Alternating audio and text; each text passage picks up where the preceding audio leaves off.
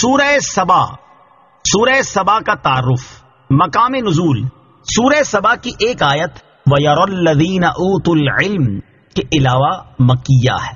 رکوع اور آیات کی تعداد، اس میں 6 رکوع اور 54 آیتیں ہیں۔ سبا نام رکھنے کی وجہ، سبا عرب کے علاقے یمن کی حدود میں واقع ایک قبیلے کا نام ہے، اور یہ قبیلہ اپنے دادا سبا بن یشجب بن یعرب بن قحطان کے نام سے مشہور ہے، اور اس سورت کی آیت نمبر 15 سے قوم سبا کا واقعہ بیان کیا گیا ہے۔ اس مناسبت سے اسے سورہ سبا کہتے ہیں۔ سورہ سبا کے مضامین، سورہ سبا چونکہ مکی سورت ہے، اس لیے دیگر مکی سورتوں کی طرح اس کا بھی مرکزی مضمون یہ ہے کہ اس میں اللہ تعالیٰ کی وحدانیت، نبی کریم علیہ الصلوۃ والسلام کی نبوت، قیامت کے دن دوبارہ زندہ کیے جانے اور اعمال کی جزا ملنے پر دلائل قائم کیے گئے ہیں، اور اس میں یہ چیزیں بیان کی گئی ہیں۔ نمبر 1، اس سورت کی ابتدا میں اللہ تعالیٰ کی حمد و ثنا بیان کی گئی، اور یہ بتایا گیا کہ کافر قیامت کا صاف انکار کرتے ہیں۔ نیز قیامت قائم ہونے کو قسم کے ساتھ بیان فرمایا، اور مردوں کو دوبارہ زندہ کرنے پر اللہ تعالیٰ کی قدرت پر دلیل دی گئی۔ نمبر 2، حضرت داؤد، حضرت سلیمان علیہ الصلوۃ والسلام اور سبا والوں پر اللہ تعالیٰ نے جو انعامات کیے وہ بیان کیے گئے ہیں۔ نمبر 3، اللہ تعالیٰ کے وجود اور اس کی وحدانیت پر دلائل دیے گئے اور مشرکین کے شبہات کا ازالہ کیا گیا ہے۔ نمبر 4، رسول اکرم علیہ الصلوۃ والسلام کی رسالت کے عموم کو بیان کیا گیا، اور یہ بتایا گیا کہ ہر زمانے میں مالدار کافروں نے ہی اپنے انبیاء کرام علیہ الصلوۃ والسلام کو جھٹلایا۔ نمبر 5، یہ بیان کیا گیا کہ مشرکین قرآن پاک کا انکار کرتے ہیں، اور ان کے گمان میں قرآن پاک اللہ تعالیٰ کی وحی نہیں بلکہ کسی کی اپنی بنائی ہوئی کتاب ہے، اور کفار کے اس نظریے کا رد کیا گیا۔ نمبر 6، آخر میں کفار کو غور و فکر کرنے اور انہیں قیامت قائم ہونے سے پہلے پہلے اللہ تعالیٰ کی وحدانیت، نبی کریم علیہ الصلوۃ والسلام کی نبوت اور قرآن پر ایمان لانے کی دعوت دی گئی ہے۔ سورہ احزاب کے ساتھ مناسبت، سورہ سبا کی اپنے سے ماقبل سورت احزاب کے ساتھ ایک مناسبت یہ ہے کہ سورہ احزاب کے آخر میں بیان ہوا تاکہ اللہ منافق مردوں اور منافق عورتوں اور مشرک مردوں اور مشرک عورتوں کو عذاب دے، اور اللہ مسلمان مردوں اور مسلمان عورتوں کی توبہ قبول فرمائے۔ اور سورہ سبا کی ابتدا میں بیان ہوا کہ آسمانوں اور زمینوں میں جو کچھ ہے سب اللہ تعالیٰ کی ملکیت میں ہے، تو گویا کہ یہ بتا دیا گیا کہ جو آسمانوں اور زمینوں میں تمام چیزوں کا مالک ہے وہ اس بات پر بھی قادر ہے کہ مشرکوں اور منافقوں کو عذاب دے اور مسلمانوں کو ثواب عطا کرے۔ دوسری مناسبت یہ ہے کہ سورہ احزاب میں بیان ہوا کہ کفار و مشرکین مذاق کے طور پر قیامت کے بارے میں پوچھتے ہیں، اور سورہ سبا میں بیان ہوا کہ کفار و مشرکین قیامت کا صاف انکار کرتے ہیں۔ بسم اللہ الرحمن الرحیم۔ ترجمہ، اللہ کے نام سے شروع جو نہایت مہربان رحمت والا ہے۔ الحمد للہ الذی لہ ما فی السماوات وما فی الارض ولہ الحمد فی الآخرہ وَهُوَ الْحَكِيمُ الْخَبِيرُ۔ ترجمہ، تمام تعریفیں اللہ کے لیے ہیں جس کی ملکیت میں ہے جو کچھ آسمانوں میں ہے اور جو کچھ زمین میں ہے، اور آخرت میں اسی کی تعریف ہے اور وہی حکمت والا خبردار ہے۔ الحمدللہ، تمام تعریفیں اللہ کے لیے ہیں، یعنی کامل شکر اور ہر طرح کی تعریف کا مستحق صرف وہ معبود ہے جو 7 آسمانوں اور 7 زمینوں میں موجود ہر چیز کا خالق اور مالک ہے، اور جن معبودوں کی کفار عبادت کرتے ہیں وہ کسی تعریف کے مستحق ہیں اور نہ ہی کسی چیز کے مالک ہیں۔ وَلَهُ الْحَمْدُ فِي الْآخِرَةِ، اور آخرت میں اسی کی تعریف ہے، یعنی جیسے دنیا میں حمد کا مستحق اللہ تعالیٰ ہے ویسے ہی آخرت میں بھی حمد کا مستحق وہی ہے، کیونکہ دونوں جہان اسی کی نعمتوں سے بھرے ہوئے ہیں۔ دنیا اور آخرت کی حمد میں فرق، دنیا اور آخرت کی حمد میں فرق یہ ہے کہ دنیا میں بندوں پر اللہ تعالیٰ کی حمد و ثنا کرنا واجب ہے، کیونکہ دنیا مکلف بنائے جانے کا مقام ہے، جبکہ آخرت میں حمد و ثنا واجب نہیں، کیونکہ آخرت میں مکلف بنائے جانے کا مقام نہیں۔ آخرت میں اہل جنت نعمتوں کے سرور اور راحتوں کی خوشی میں اللہ تعالیٰ کی حمد کریں گے۔ آخرت میں اہل جنت کی حمد کا ذکر کرتے ہوئے اللہ تعالیٰ ارشاد فرماتا ہے، وَقَالُوا الْحَمْدُ لِلَّهِ الَّذِي صَدَقَنَا وَعْدَهُ وَأَوْرَثَنَا الْأَرْضَ نَتَبَوَّأُ مِنَ الْجَنَّةِ حَيْثُ نَشَاءُ فَنِعْمَ أَجْرُ الْعَامِلِينَ۔ ترجمہ، اور وہ کہیں گے سب خوبیاں اس اللہ کے لیے ہیں جس نے اپنا وعدہ ہم سے سچا کیا اور ہمیں اس زمین کا وارث کیا، ہم جنت میں جہاں چاہیں رہیں گے، تو کیا ہی اچھا اجر ہے عمل کرنے والوں کا۔ وَقَالُوا الْحَمْدُ لِلَّهِ الَّذِي أَذْهَبَ عَنَّا الْحَزَنَ إن ربنا لغفور شكور الذي أحلنا دار المقامة من فضله لا يمسنا فيها نصب ولا يمسنا فيها لغوب۔ ترجمہ، اور وہ کہیں گے سب خوبیاں اس اللہ کے لیے ہیں جس نے ہم سے غم دور کر دیا، بے شک ہمارا رب بخشنے والا قدر فرمانے والا ہے، وہ جس نے ہمیں اپنے فضل سے ہمیشہ ٹھہرنے کے گھر میں اتارا، ہمیں اس میں نہ کوئی تکلیف پہنچے گی اور نہ ہمیں اس میں کوئی تھکاوٹ چھوئے گی۔ اور حضرت جابر بن عبداللہ رضی اللہ تعالیٰ عنہ سے روایت ہے، رسول کریم صلی اللہ تعالیٰ علیہ وسلم نے ارشاد فرمایا، اہل جنت کو تسبیح اور حمد کا اس طرح الہام ہوگا جیسے سانس آتا جاتا ہے۔ یاد رہے کہ اللہ تعالیٰ کے محبوب بندوں کی تعریف اللہ تعالیٰ کی ہی تعریف ہے، جیسے قیامت میں حضور اقدس علیہ الصلوۃ والسلام کی بہت حمد ہوگی۔ ارشاد باری تعالیٰ ہے، عسى ان يبعثك ربك مقاما محمودا۔ ترجمہ، قریب ہے کہ آپ کا رب آپ کو ایسے مقام پر فائز فرمائے گا کہ جہاں سب تمہاری حمد کریں، لیکن وہ حمد چونکہ بالواسطہ اللہ تعالیٰ کی حمد ہے، اس لیے زیر تفسیر آیت کا حصر درست ہے۔ يعلم ما يلج في الأرض وما يخرج منها وما ينزل من السماء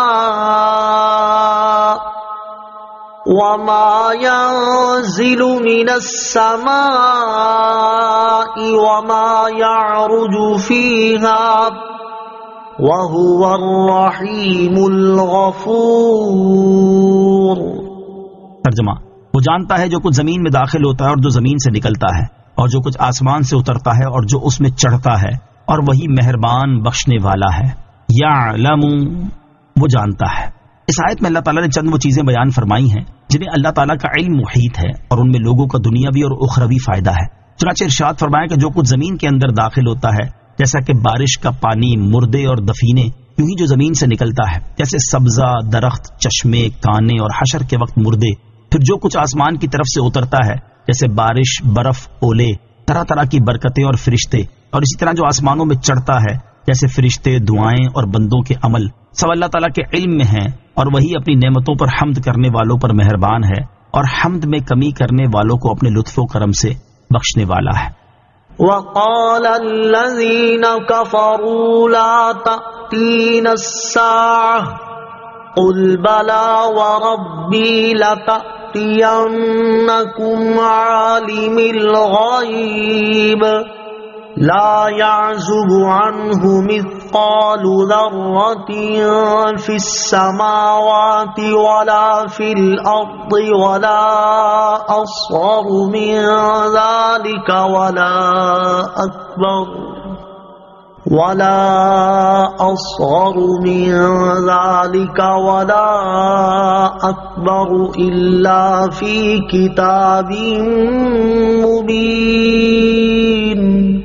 ترجمہ، اور کافروں نے کہا ہم پر قیامت نہ آئے گی، تم فرماؤ کیوں نہیں؟ میرے رب کی قسم جو غیب جاننے والا ہے، بے شک وہ قیامت تم پر ضرور آئے گی۔ آسمانوں میں اور زمین میں ذرہ برابر بھی کوئی چیز اس سے پوشیدہ نہیں ہے، اور ذرے سے بھی کوئی چھوٹی اور بڑی چیز نہیں ہے، مگر وہ ایک صاف بیان کرنے والی کتاب میں ہے۔ وقال الذین کفروا، اور کافروں نے کہا، مرنے کے بعد دوبارہ زندہ کیے جانے کا انکار کرنے والے کفار نے کہا کہ ہم پر قیامت نہ آئے گی۔ ان کا رد کرتے ہوئے اللہ تعالیٰ نے ارشاد فرمایا، اے حبیب صلی اللہ تعالیٰ علیہ وسلم، آپ ان کفار سے فرما دیں کہ قیامت کیوں نہیں آئے گی؟ میرے رب عز و جل کی قسم، بے شک قیامت تم پر ضرور آئے گی۔ میرے رب عز و جل کی شان یہ ہے کہ وہ غیب کا جاننے والا ہے اور اس سے کوئی چیز بھی مخفی نہیں۔ جب ہر چیز اسے معلوم ہے تو قیامت کا آنا اور اس کے قائم ہونے کا وقت بھی اس کے علم میں ہے۔ لا يعزب عنه مثقال ذرة في السماوات ولا في الأرض، آسمانوں میں اور زمین میں ذرہ برابر بھی کوئی چیز اس سے پوشیدہ نہیں ہے۔ قیامت کا انکار کرنے والوں کا ایک یہ اعتراض تھا کہ انسانوں کے اجزاء بکھرنے کے بعد اس طرح کیسے جمع ہو سکیں گے کہ کسی کے بدن کا کوئی جز دوسرے کے بدن میں نہ پہنچنے پائے۔ اس آیت میں اس اعتراض کا انتہائی نفیس طریقے سے جواب دیا گیا کہ تم نے مخلوق کی پرا گندگی کو دیکھا ہے، جبکہ خالق کی قدرت و علم کا اندازہ نہ کیا کہ وہ ہر بدن کے ہر ذرے کو جانتا ہے۔ آیت کے آخری حصے میں ارشاد فرمایا کہ ذرے سے بھی چھوٹی اور بڑی کوئی چیز ایسی نہیں ہے جو ایک صاف بیان کرنے والی کتاب لوح محفوظ میں لکھی ہوئی نہ ہو۔ لِيَجْزِيَ الَّذِينَ آمَنُوا وَعَمِلُوا الصَّالِحَاتِ أُولَئِكَ لَهُم مَّغْفِرَةٌ وَرِزْقٌ كَرِيمٌ۔ ترجمہ: تاکہ اللہ ایمان لانے والوں اور اچھے اعمال کرنے والوں کو بدلہ دے، ان کے لیے بخشش اور عزت کی روزی ہے۔ لِيَجْزِيَ الَّذِينَ آمَنُوا، تاکہ اللہ ایمان لانے والوں کو بدلہ دے۔ اس آیت میں قیامت قائم کرنے کی حکمت بیان کرتے ہوئے ارشاد فرمایا کہ بے شک قیامت تم پر ضرور آئے گی تاکہ اللہ تعالیٰ ایمان لانے والوں اور اچھے اعمال کرنے والوں کو بدلہ دے۔ ان عظیم صفات والے لوگوں کے لیے ایمان اور اچھے اعمال کے بدلے میں بخشش اور عزت کی روزی ہے۔ بعض مفسرین نے اس آیت کے یہ معنی بھی بیان کیے ہیں کہ ذرے سے بھی چھوٹی بڑی ہر چیز کو لوح محفوظ میں لکھ دیا گیا تاکہ اللہ تعالیٰ ان لوگوں کو بدلہ دے جو اللہ تعالیٰ اور اس کے رسول پر ایمان لائے اور انہوں نے وہ کام کیے جن کا اللہ تعالیٰ اور اس کے رسول نے حکم دیا، اور جن کاموں سے منع کیا ان سے اپنے رب عز و جل کی اطاعت کرتے ہوئے رک گئے۔ یہی وہ لوگ ہیں جن کے لیے ان کے رب عز و جل کی طرف سے بخشش اور قیامت کے دن جنت میں عزت کی روزی ہے۔ وَالَّذِينَ سَعَوْا فِي آيَاتِنَا مُعَاجِزِينَ أُولَئِكَ لَهُمْ عَذَابٌ مِّن رِّجْزٍ أَلِيمٌ۔ ترجمہ: اور جنہوں نے ہم سے مقابلہ کرتے ہوئے ہماری آیتوں کو جھٹلانے میں کوشش کی ان کے لیے سخت عذاب میں سے دردناک عذاب ہے۔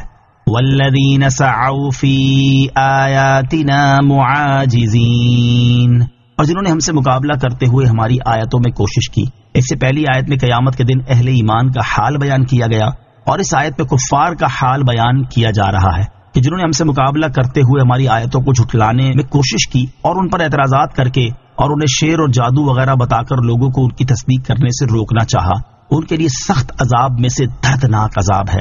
اللہ تعالیٰ کی آیتوں میں کوشش کی دو اقسام۔ یاد رہے کہ اللہ تعالیٰ کی آیتوں میں کوشش دو طرح کی ہے، ایک اچھی اور دوسری بری۔ قرآن پاک کی آیات کو سمجھنے یا سمجھانے کی کوشش، ان سے مسائل و اسرار نکالنے کی کوشش اچھی اور عبادت ہے، لیکن انہیں غلط ثابت کرنے، ان میں باہمی ٹکراؤ دکھانے اور انہیں جھٹلانے کی کوشش بری اور کفر ہے۔ یہاں آیت میں یہ دوسری کوشش مراد ہے۔ کفار کی جانب سے قرآن پاک کی آیتوں پر اعتراضات وغیرہ کا مزید بیان اسی صورت کے آخری رکوع میں آئے گا۔ وَيَرَى الَّذِينَ أُوتُوا الْعِلْمَ الَّذِي أُنزِلَ إِلَيْكَ مِن رَّبِّكَ هُوَ الْحَقَّ وَيَهْدِي إِلَى صِرَاطِ الْعَزِيزِ الْحَمِيدِ۔ ترجمہ: اور جنہیں علم دیا گیا ہے وہ سمجھتے ہیں کہ جو کچھ تمہاری طرف تمہارے رب کی طرف سے نازل کیا گیا ہے وہی حق ہے، اور وہ عزت والے حمد کے مستحق اللہ کے راستے کی طرف رہنمائی کرتا ہے۔ وَيَرَى الَّذِينَ أُوتُوا الْعِلْمَ، اور جنہیں علم دیا گیا ہے وہ سمجھتے ہیں۔ اس آیت میں اہل ایمان کا حال بیان کیا جا رہا ہے کہ رسول اللہ صلی اللہ تعالی علیہ وسلم کے اصحاب یا اہل کتاب میں سے ایمان لانے والے جیسے حضرت عبداللہ بن سلام اور ان کے ساتھی رضی اللہ تعالی عنہم، وہ جانتے، دیکھتے اور سمجھتے ہیں کہ جو قرآن اللہ تعالیٰ کی طرف سے اس کے حبیب علیہ الصلوۃ والسلام کی جانب نازل کیا گیا ہے وہی حق ہے، اور وہ قرآن عزت والے اور حمد کے مستحق اللہ تعالیٰ کے راستے یعنی دین اسلام کی طرف رہنمائی کرتا ہے۔ وَقَالَ الَّذِينَ كَفَرُوا هَلْ نَدُلُّكُمْ عَلَى رَجُلٍ يُنَبِّئُكُمْ إِذَا مُزِّقْتُمْ كُلَّ مُمَزَّقٍ إِنَّكُمْ لَفِي خَلْقٍ جَدِيدٍ۔ ترجمہ: اور کافر بولے کہ ہم تمہیں ایسا مرد بتا دیں جو تمہیں خبر دے کہ جب تم بالکل ریزہ ریزہ ہو جاؤ گے تو پھر تم دوبارہ نئی پیدائش میں ہوگے۔ وقال الذین کفروا، اور کافروں نے کہا۔ اس آیت میں کفار کا حال بیان کیا جا رہا ہے کہ کافروں نے تعجب کرتے ہوئے ایک دوسرے سے کہا کہ ہم تمہیں ایک ایسے مرد کے بارے میں بتا دیں جو تمہیں عجیب و غریب خبر دے کہ جب تم مرنے کے بعد بالکل ریزہ ریزہ ہو جاؤ گے تو پھر تمہیں دوبارہ نئے سرے سے پیدا کیا جائے گا۔ وہ مرد محمد مصطفیٰ صلی اللہ تعالی علیہ وآلہ وسلم ہے۔ افترى على الله كذبا ام به جنة بل الذين لا يؤمنون بالآخرة في العذاب والضلال البعيد۔ ترجمہ: کیا اس نبی نے اللہ پر جھوٹ باندھا ہے یا اسے پاگل پن کا مرض ہے؟ بلکہ وہ لوگ جو آخرت پر ایمان نہیں لاتے وہ عذاب اور دور کی گمراہی میں ہیں۔ افترا علی اللہ کذبا، کیا اس نبی نے اللہ پر جھوٹ باندھا ہے؟ اس آیت میں ایک احتمال یہ ہے کہ یہ کفار کی گفتگو کا بقیہ حصہ ہے، اور ایک احتمال یہ ہے کہ جو کفار گفتگو سن رہے تھے انہوں نے کہا کہ کیا اس نبی نے اللہ تعالیٰ کی طرف یہ بات منسوب کر کے اس پر جھوٹ باندھا ہے، یا اسے پاگل پن کا مرض ہے جو وہ ایسی عجیب و غریب باتیں کہتے ہیں۔ اللہ تعالیٰ نے کفار کی اس بات کا رد کرتے ہوئے فرمایا کہ دونوں باتیں نہیں، میرے حبیب علیہ الصلوۃ والسلام ان دونوں باتوں سے پاک اور بری ہیں، بلکہ وہ کافر جو مرنے کے بعد اٹھائے جانے اور حساب کا انکار کرنے والے ہیں وہ عذاب اور دور کی گمراہی میں ہیں، اور وہ اس چیز سے غافل ہیں۔ افلم يروا الى ما بين ايديهم وما خلفهم من السماء والارض ان نشأ نخسف بهم الارض او نسقط عليهم كسفا من السماء ان فی ذلک لآیۃ لکل عبد منیب۔ ترجمہ، تو کیا انہوں نے نہ دیکھا کہ جو آسمان اور زمین میں ان کے آگے اور پیچھے ہے، اگر ہم چاہیں تو انہیں زمین میں دھسا دیں یا ان پر آسمان کا ٹکڑا گرا دیں، بے شک اس میں ہر رجوع لانے والے بندے کے لیے نشانی ہے۔ افلم یروا، تو کیا انہوں نے نہ دیکھا؟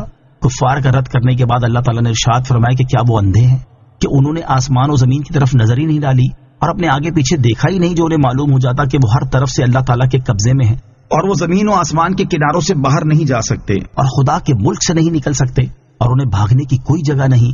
انہوں نے آیات اور رسول کی تکذیب و انکار کے دہشت انگیز جرم کا ارتکاب کرتے ہوئے خوف نہ کھایا اور اپنی اس حالت کا خیال کر کے نہ ڈرے۔ اگر ہم چاہیں تو ان کی تکذیب و انکار کی سزا میں قارون کی طرح انہیں زمین میں دھسا دیں یا ان پر آسمان کا کوئی ٹکڑا گرا دیں۔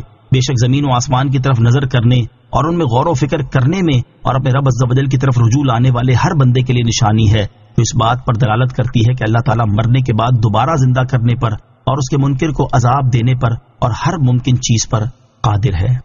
وَلَقَدْ آتَيْنَا دَاوُودَ مِنَّا فَضْلًا يَا جِبَالُ أَوِّبِي مَعَهُ وَالطَّيْرَ وَأَلَنَّا لَهُ الْحَدِيدَ۔ ترجمہ، اور بے شک ہم نے داؤد کو اپنی طرف سے بڑا فضل دیا، اے پہاڑوں اور پرندوں اس کے ساتھ اللہ کی طرف رجوع کرو، اور ہم نے اس کے لیے لوہا نرم کر دیا۔ وَلَقَدْ، اور بے شک۔ اس آیت میں اللہ تعالیٰ نے حضرت داؤد علیہ السلام کے 3 فضائل بیان فرمائے ہیں۔ نمبر 1، حضرت داؤد علیہ السلام کو اپنی طرف سے بڑا فضل دیا۔ نمبر 2، پہاڑوں اور پرندوں کو حضرت داؤد علیہ السلام کے ساتھ تسبیح کرنے کا حکم دیا۔ نمبر 3، حضرت داؤد علیہ السلام کے لیے لوہا نرم فرما دیا۔ حضرت داؤد علیہ السلام کے مزید 4 فضائل۔ حضرت داؤد علیہ السلام کے 3 فضائل تو اس آیت میں بیان ہوئے، مزید 4 فضائل ان آیات میں بیان ہوئے ہیں۔ نمبر 1، حضرت داؤد علیہ السلام کو زبور عطا فرمائی گئی، چنانچہ ارشاد باری تعالیٰ ہے وَلَقَدْ فَضَّلْنَا بَعْضَ النَّبِيِّينَ عَلَى بَعْضٍ وَآتَيْنَا دَاوُودَ زَبُورًا۔ ترجمہ، اور بے شک ہم نے نبیوں میں ایک کو دوسرے پر فضیلت عطا فرمائی اور ہم نے داؤد کو زبور عطا فرمائی۔ نمبر 2، انہیں کثیر علم عطا فرمایا گیا، چنانچہ اللہ تعالیٰ نے ارشاد فرمایا وَلَقَدْ آتَيْنَا دَاوُودَ وَسُلَيْمَانَ عِلْمًا۔ ترجمہ، اور بے شک ہم نے داؤد اور سلیمان کو بڑا علم عطا فرمایا۔ نمبر 3، انہیں غیر معمولی قوت سے نوازا گیا، چنانچہ اللہ تعالیٰ ارشاد فرماتا ہے وَاذْكُرْ عَبْدَنَا دَاوُودَ ذَا الْأَيْدِ إِنَّهُ أَوَّابٌ۔ ترجمہ، اور ہمارے نعمتوں والے بندے داؤد کو یاد کرو، بے شک وہ بڑا رجوع کرنے والا ہے۔ نمبر 4، انہیں زمین میں خلافت سے سرفراز کیا گیا، چنانچہ ارشاد فرمایا یا داود انا جعلناک خلیفۃ فی الارض۔ ترجمہ، اے داؤد بے شک ہم نے تجھے زمین میں اپنا نائب کیا۔ وَلَقَدْ آتَيْنَا دَاوُودَ مِنَّا فَضْلًا، اور بے شک ہم نے داؤد کو اپنی طرف سے بڑا فضل دیا۔ آیت کے اس حصے میں بڑے فضل سے مراد نبوت اور کتاب ہے، اور کہا گیا ہے کہ اس سے مراد ملک ہے، اور ایک قول یہ ہے کہ اس سے آواز کی خوبصورتی وغیرہ تمام چیزیں مراد ہیں جو آپ صلی اللہ تعالی علیہ وآلہ وسلم کو خصوصیت کے ساتھ عطا کی گئیں۔ حضرت داؤد علیہ الصلوۃ والسلام اور حضور علیہ الصلوۃ والسلام پر اللہ تعالیٰ کے فضل میں فرق۔ آیت کے اس حصے میں اللہ تعالیٰ نے حضرت داؤد علیہ الصلوۃ والسلام کے بارے میں فرمایا کہ ہم نے حضرت داؤد علیہ الصلوۃ والسلام کو اپنی طرف سے بڑا فضل دیا، جبکہ اپنے حبیب صلی اللہ علیہ وسلم کے لیے ہر طرح کے فضل اور فضل کے کمال کو بیان کرتے ہوئے ایک جگہ ارشاد فرمایا کہ وَكَانَ فَضْلُ اللَّهِ عَلَيْكَ عَظِيمًا، ترجمہ، اور آپ پر اللہ کا فضل بہت بڑا ہے۔ یا جبال، اے پہاڑوں، اللہ تعالیٰ نے پہاڑوں اور پرندوں کو حکم دیا کہ اے پہاڑوں اور اے پرندوں، جب حضرت داؤد علیہ الصلوۃ والسلام تسبیح کریں تو تم بھی ان کے ساتھ تسبیح کرو۔ چنانچہ حضرت داؤد علیہ الصلوۃ والسلام تسبیح کرتے تو پہاڑوں سے بھی تسبیح سنی جاتی اور پرندے جھک آتے۔ یہ آپ علیہ الصلوۃ والسلام کا معجزہ تھا۔ نوٹ: حضرت داؤد علیہ الصلوۃ والسلام کی اس فضیلت کا بیان سورہ انبیاء کی آیت نمبر 79 میں بھی گزر چکا ہے۔ وَأَلَنَّا لَهُ الْحَدِيدَ، اور ہم نے اس کے لیے لوہا نرم کر دیا۔ حضرت داؤد علیہ الصلوۃ والسلام کے لیے اللہ تعالیٰ نے لوہا نرم فرما دیا کہ جب آپ علیہ الصلوۃ والسلام کے دستے مبارک میں آتا تو موم یا گندھے ہوئے آٹے کی طرح نرم ہو جاتا، اور آپ علیہ الصلوۃ والسلام اس سے جو چاہتے بغیر آگ کے اور بغیر ٹھوکے پیٹے بنا لیتے۔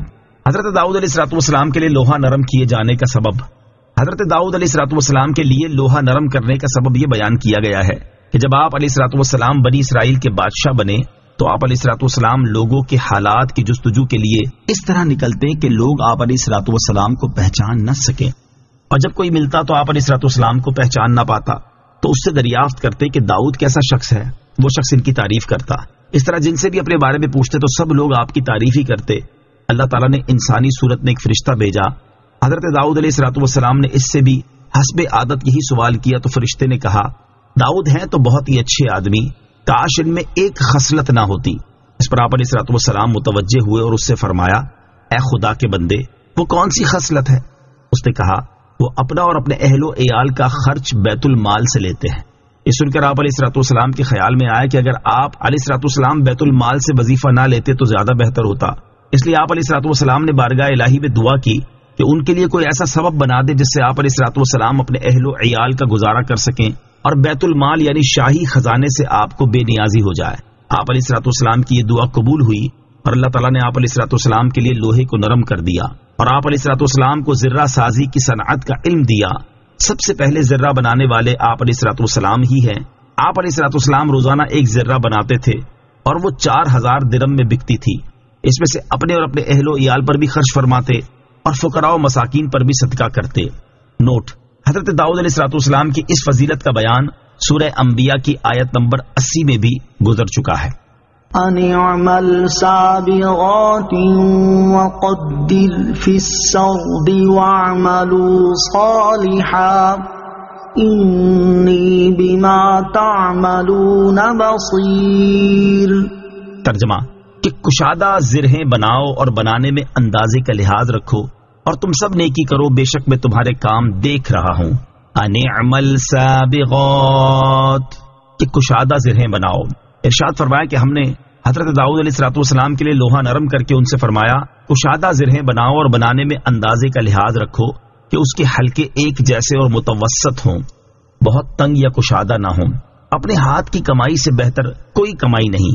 علامہ اسماعیل حقی رحمۃ اللہ تعالی فرماتے ہیں، اس آیت سے معلوم ہوا کہ عظمت و فضیلت رکھنے والی کسی شخصیت کا ذریعہ معاش کے لیے کوئی صنعت اور فن سیکھنا جائز ہے، اور اس سے ان کے مرتبے میں کوئی کمی نہ ہوگی بلکہ ان کی فضیلت میں اور زیادہ اضافہ ہوگا، کیونکہ اس سے ان کی عاجزی کا اظہار ہوگا اور دوسروں سے بے نیازی بھی حاصل ہوگی۔ یاد رہے کہ عمومی طور پر ہر شخص کو چاہیے کہ وہ اپنے ہاتھ کی محنت سے کمائے اور اس سے خود بھی کھائے اور دوسروں کو بھی کھلائے۔ احادیث میں اس کے بہت فضائل بیان ہوئے ہیں۔ ترغیب کے لیے یہاں اس کے 6 فضائل سماعت کیجیے۔ نمبر 1، حضرت مقدام رضی اللہ تعالیٰ عنہ سے روایت ہے، رسول کریم صلی اللہ تعالیٰ علیہ وسلم نے ارشاد فرمایا، کسی نے ہرگز اس سے بہتر کھانا نہیں کھایا جو وہ اپنے ہاتھ کی کمائی سے کھائے، اور بے شک اللہ تعالیٰ کے نبی حضرت داؤد علیہ السلام اپنے ہاتھ کی کمائی سے کھایا کرتے تھے۔ نمبر 2، حضرت مقدام رضی اللہ تعالیٰ عنہ سے روایت ہے، رسول اکرم صلی اللہ تعالیٰ علیہ وسلم نے ارشاد فرمایا، آدمی کی اس سے بہتر کوئی کمائی نہیں جو وہ اپنے ہاتھ سے کام کر کے کمائے، اور وہ جو کچھ اپنی ذات، اپنے اہل خانہ، اپنی اولاد اور اپنے خادم پر خرچ کرتا ہے وہ سب صدقہ ہوتا ہے۔ نمبر 3، حضرت ابو ہریرہ رضی اللہ تعالیٰ عنہ سے روایت ہے، نبی اکرم صلی اللہ تعالیٰ علیہ وسلم نے ارشاد فرمایا، گناہوں میں سے بہت سے گناہ ایسے ہیں جنہیں نہ نماز مٹاتی ہے، نہ روزہ مٹاتا ہے، نہ حج اور عمرہ مٹاتے ہیں۔ صحابہ کرام علیہم رضوان نے عرض کی، یا رسول اللہ صلی اللہ تعالی علیہ وسلم، پھر کون سی چیز ان گناہوں کو مٹاتی ہے؟ ارشاد فرمایا، رزق تلاش کرنے میں غمزدہ ہونا۔ نمبر 5، حضرت زبیر بن عوام رضی اللہ تعالیٰ عنہ سے روایت ہے، رسول اللہ صلی اللہ تعالی علیہ وآلہ وسلم نے ارشاد فرمایا، کوئی شخص رسی لے کر جائے اور اپنی پیٹھ پر لکڑیوں کا گٹھا لا کر بیچے اور سوال کی ذلت سے اللہ تعالیٰ اس کے چہرے کو بچائے تو یہ اس سے بہتر ہے کہ لوگوں سے سوال کرے کہ لوگ اسے دیں یا نہ دیں۔ نمبر 6، حضرت انس رضی اللہ تعالیٰ عنہ فرماتے ہیں، ایک انصاری نے حضور پرنور علیہ الصلوۃ والسلام کی خدمت اقدس میں حاضر ہو کر سوال کیا تو آپ صلی اللہ تعالی علیہ وسلم نے ارشاد فرمایا، کیا تمہارے گھر میں کچھ نہیں ہے؟ اس نے عرض کی، جی ہے، اور وہ ایک ٹاٹ ہے جس کا ایک حصہ ہم اوڑھتے ہیں اور ایک حصہ بچھاتے ہیں، اور ایک لکڑی کا پیالہ ہے جس میں ہم پانی پیتے ہیں۔ ارشاد فرمایا، دونوں چیزوں کو میرے حضور حاضر کرو۔ انہوں نے حاضر کر دی تو حضور اکرم علیہ الصلوۃ والسلام نے انہیں اپنے دستے مبارک میں لے کر ارشاد فرمایا، انہیں کون خریدتا ہے؟ ایک صاحب نے عرض کی، 1 درہم کے عوض میں خریدتا ہوں۔ ارشاد فرمایا، 1 درہم سے زیادہ کون دیتا ہے؟ یہ بات 2 یا 3 بار فرمائی تو کسی اور صاحب نے عرض کی، میں 2 درہم کے بدلے لیتا ہوں۔ انہیں یہ دونوں چیزیں دے دی اور درہم لے لیے، اور انصاری کو دونوں درہم دے کر ارشاد فرمایا، ایک کا غلہ خرید کر گھر ڈالاؤ اور ایک کی کلاڑی خرید کر میرے پاس لاؤ۔ وہ لے کر حاضر ہوئے تو حضور انور علیہ الصلوۃ والسلام نے اپنے دستے مبارک سے اس میں دستہ ڈالا اور فرمایا، جاؤ لکڑیاں کاٹو اور بیچو، اور 15 دن تک میں تمہیں نہ دیکھوں، یعنی اتنے دنوں تک یہاں حاضر نہ ہونا۔ وہ گئے اور لکڑیاں کاٹ کر بیچتے رہے۔ 15 دن بعد حاضر ہوئے تو ان کے پاس 10 درہم تھے۔ چند درہم کا کپڑا خریدا اور چند کا غلہ۔ نبی پاک علیہ الصلوۃ والسلام نے ارشاد فرمایا، یہ اس سے بہتر ہے کہ قیامت کے دن سوال تمہارے منہ پر چھالا بن کر آتا۔ اللہ تعالی ہمیں اپنے ہاتھ کی محنت سے کما کر کھانے کی توفیق عطا فرمائے، آمین۔ وَاعْمَلُوا صَالِحًا، اور تم سب نیکی کرو، یعنی اے حضرت داؤد علیہ الصلوۃ والسلام اور ان کے گھر والوں، تم سب نیک اعمال کرو، بے شک میں تمہارے کام دیکھ رہا ہوں تو میں تمہیں ان کی جزا دوں گا۔ نیک اعمال کی توفیق پانے کے لیے ایک وظیفہ تفسیر روح البیان میں ہے کہ جو شخص جمعہ کی نماز سے پہلے 100 مرتبہ یا بصیرو پڑھ لے تو اللہ تعالیٰ اس کی بصیرت میں اضافہ فرما دے گا اور اسے اچھی باتوں نیک کاموں کی توفیق نصیب فرمائے گا۔ وَلِسُلَيْمَانَ الرِّيحَ غُدُوُّهَا شَهْرٌ وَرَوَاحُهَا شَهْرٌ وَأَسَلْنَا لَهُ عَيْنَ الْقِطْرِ وَمِنَ الْجِنِّ مَن يَعْمَلُ بَيْنَ يَدَيْهِ بِإِذْنِ رَبِّهِ وَمَن يَزِغْ مِنْهُمْ عَنْ أَمْرِنَا نُذِقْهُ مِنْ عَذَابِ السَّعِيرِ۔ ترجمہ، اور ہوا کو سلیمان کے قابو میں دے دیا، اس کا صبح کا چلنا 1 مہینے کی راہ اور شام کا چلنا 1 مہینے کی راہ کے برابر ہوتا تھا، اور ہم نے اس کے لیے پگھلے ہوئے تانبے کا چشمہ بہا دیا اور کچھ جن قابو میں دے دیے جو اس کے آگے اس کے رب کے حکم سے کام کرتے تھے، اور ان میں سے جو بھی ہمارے حکم سے پھرے ہم اسے بھڑکتی آگ کا عذاب چکھائیں گے۔ وَلِسُلَيْمَانَ الرِّيحَ، اور ہوا کو سلیمان کے قابو میں دے دیا۔ یہاں سے حضرت سلیمان علیہ الصلوۃ والسلام کے فضائل بیان کیے جا رہے ہیں۔ ارشاد فرمایا کہ ہم نے ہوا کو حضرت سلیمان علیہ الصلوۃ والسلام کے قابو میں دے دیا۔ حضرت سلیمان علیہ الصلوۃ والسلام کا صبح کا چلنا 1 مہینے کی راہ اور شام کا چلنا 1 مہینے کی راہ کے برابر ہوتا تھا۔ چنانچہ آپ علیہ الصلوۃ والسلام صبح کے وقت دمشق سے روانہ ہوتے تو دوپہر کو کیلولہ استخر میں فرماتے۔ یہ ملک فارس کا ایک شہر ہے اور دمشق سے 1 مہینے کی راہ پر ہے، اور شام کو استخر سے روانہ ہوتے تو رات کو کابل میں آرام فرماتے۔ یہ بھی تیز سوار کے لیے 1 مہینے کا راستہ ہے۔ نوٹ، حضرت سلیمان علیہ الصلوۃ والسلام کی اس فضیلت کا بیان سورہ انبیاء کی آیت نمبر 81 میں بھی گزر چکا ہے۔ وَأَسَلْنَا لَهُ عَيْنَ الْقِطْرِ، اور ہم نے اس کے لیے پگھلے ہوئے تانبے کا چشمہ بہا دیا۔ مفسرین فرماتے ہیں کہ چشمہ 3 دن تک سرزمین یمن میں پانی کی طرح جاری رہا۔ ایک قول یہ ہے کہ وہ چشمہ ہر مہینے میں 3 دن جاری رہتا تھا، اور ایک قول یہ ہے کہ اللہ تعالیٰ نے حضرت سلیمان علیہ السلام کے لیے تانبے کو پگھلا دیا، جیسا کہ حضرت داؤد علیہ السلام کے لیے لوہے کو نرم کیا تھا۔ وَمِنَ الْجِنِّ، اور کچھ جن۔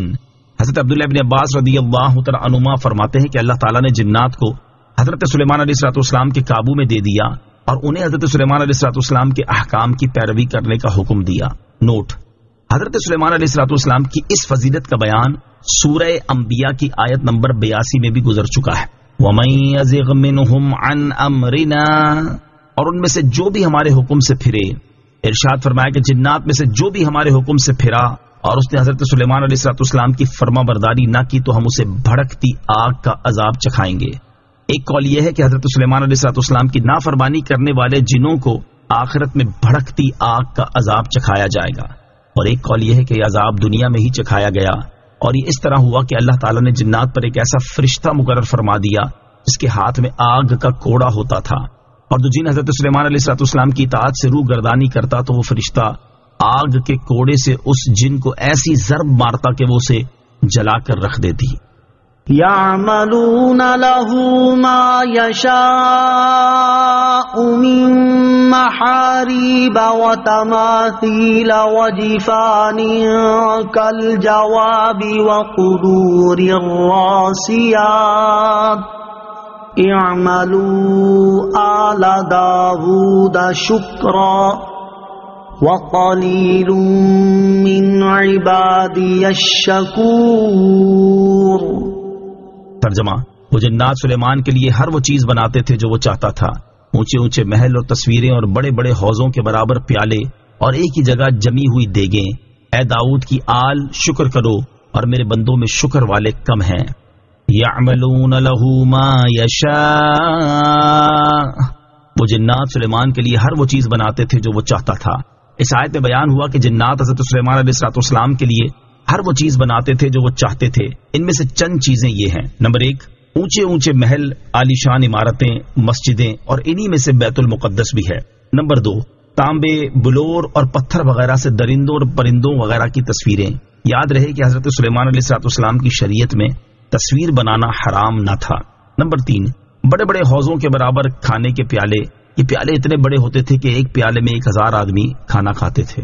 نمبر 4، ایک ہی جگہ جمی ہوئی دیگیں۔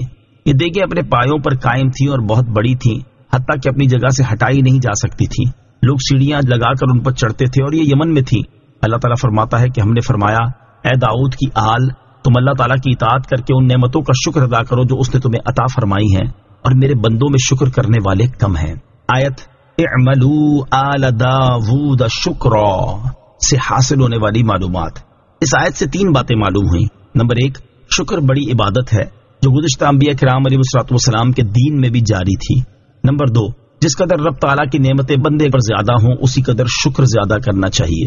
نمبر 3، نیک بندے اگرچہ تھوڑے ہوں یہ برے بندوں سے افضل ہیں خواہ وہ کتنے ہی زیادہ ہوں۔ فلما قضينا عليه الموت ما دلهم على موته إلا دابة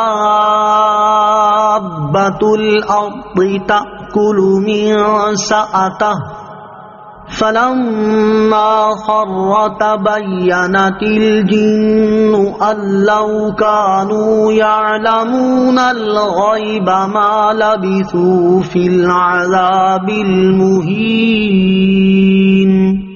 ترجمہ، پھر جب ہم نے سلیمان پر موت کا حکم بھیجا تو جنوں کو اس کی موت زمین کی دیمک نے ہی بتائی جو اس کا عصا کھا رہی تھی۔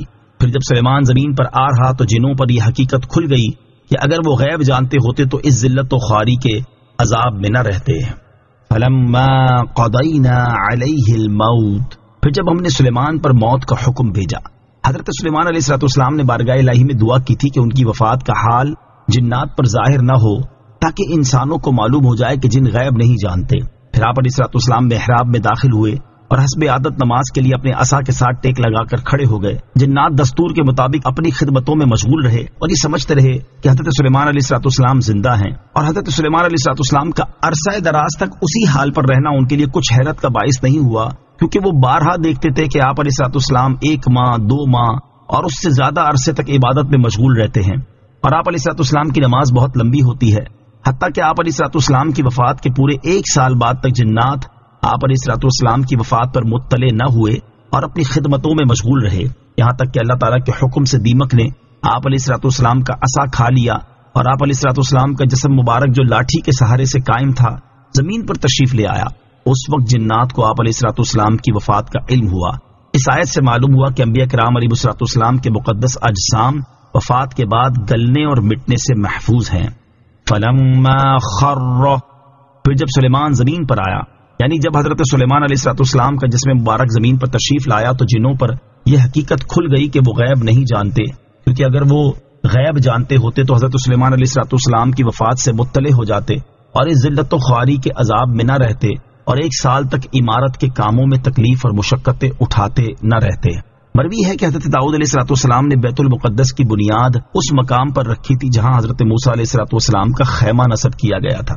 اس عمارت کے پورا ہونے سے پہلے حضرت داؤد علیہ السلام کی وفات کا وقت آ گیا تو آپ علیہ السلام نے اپنے فرزند ارجمند حضرت سلیمان علیہ السلام کو اس کی تکمیل کی وصیت فرمائی۔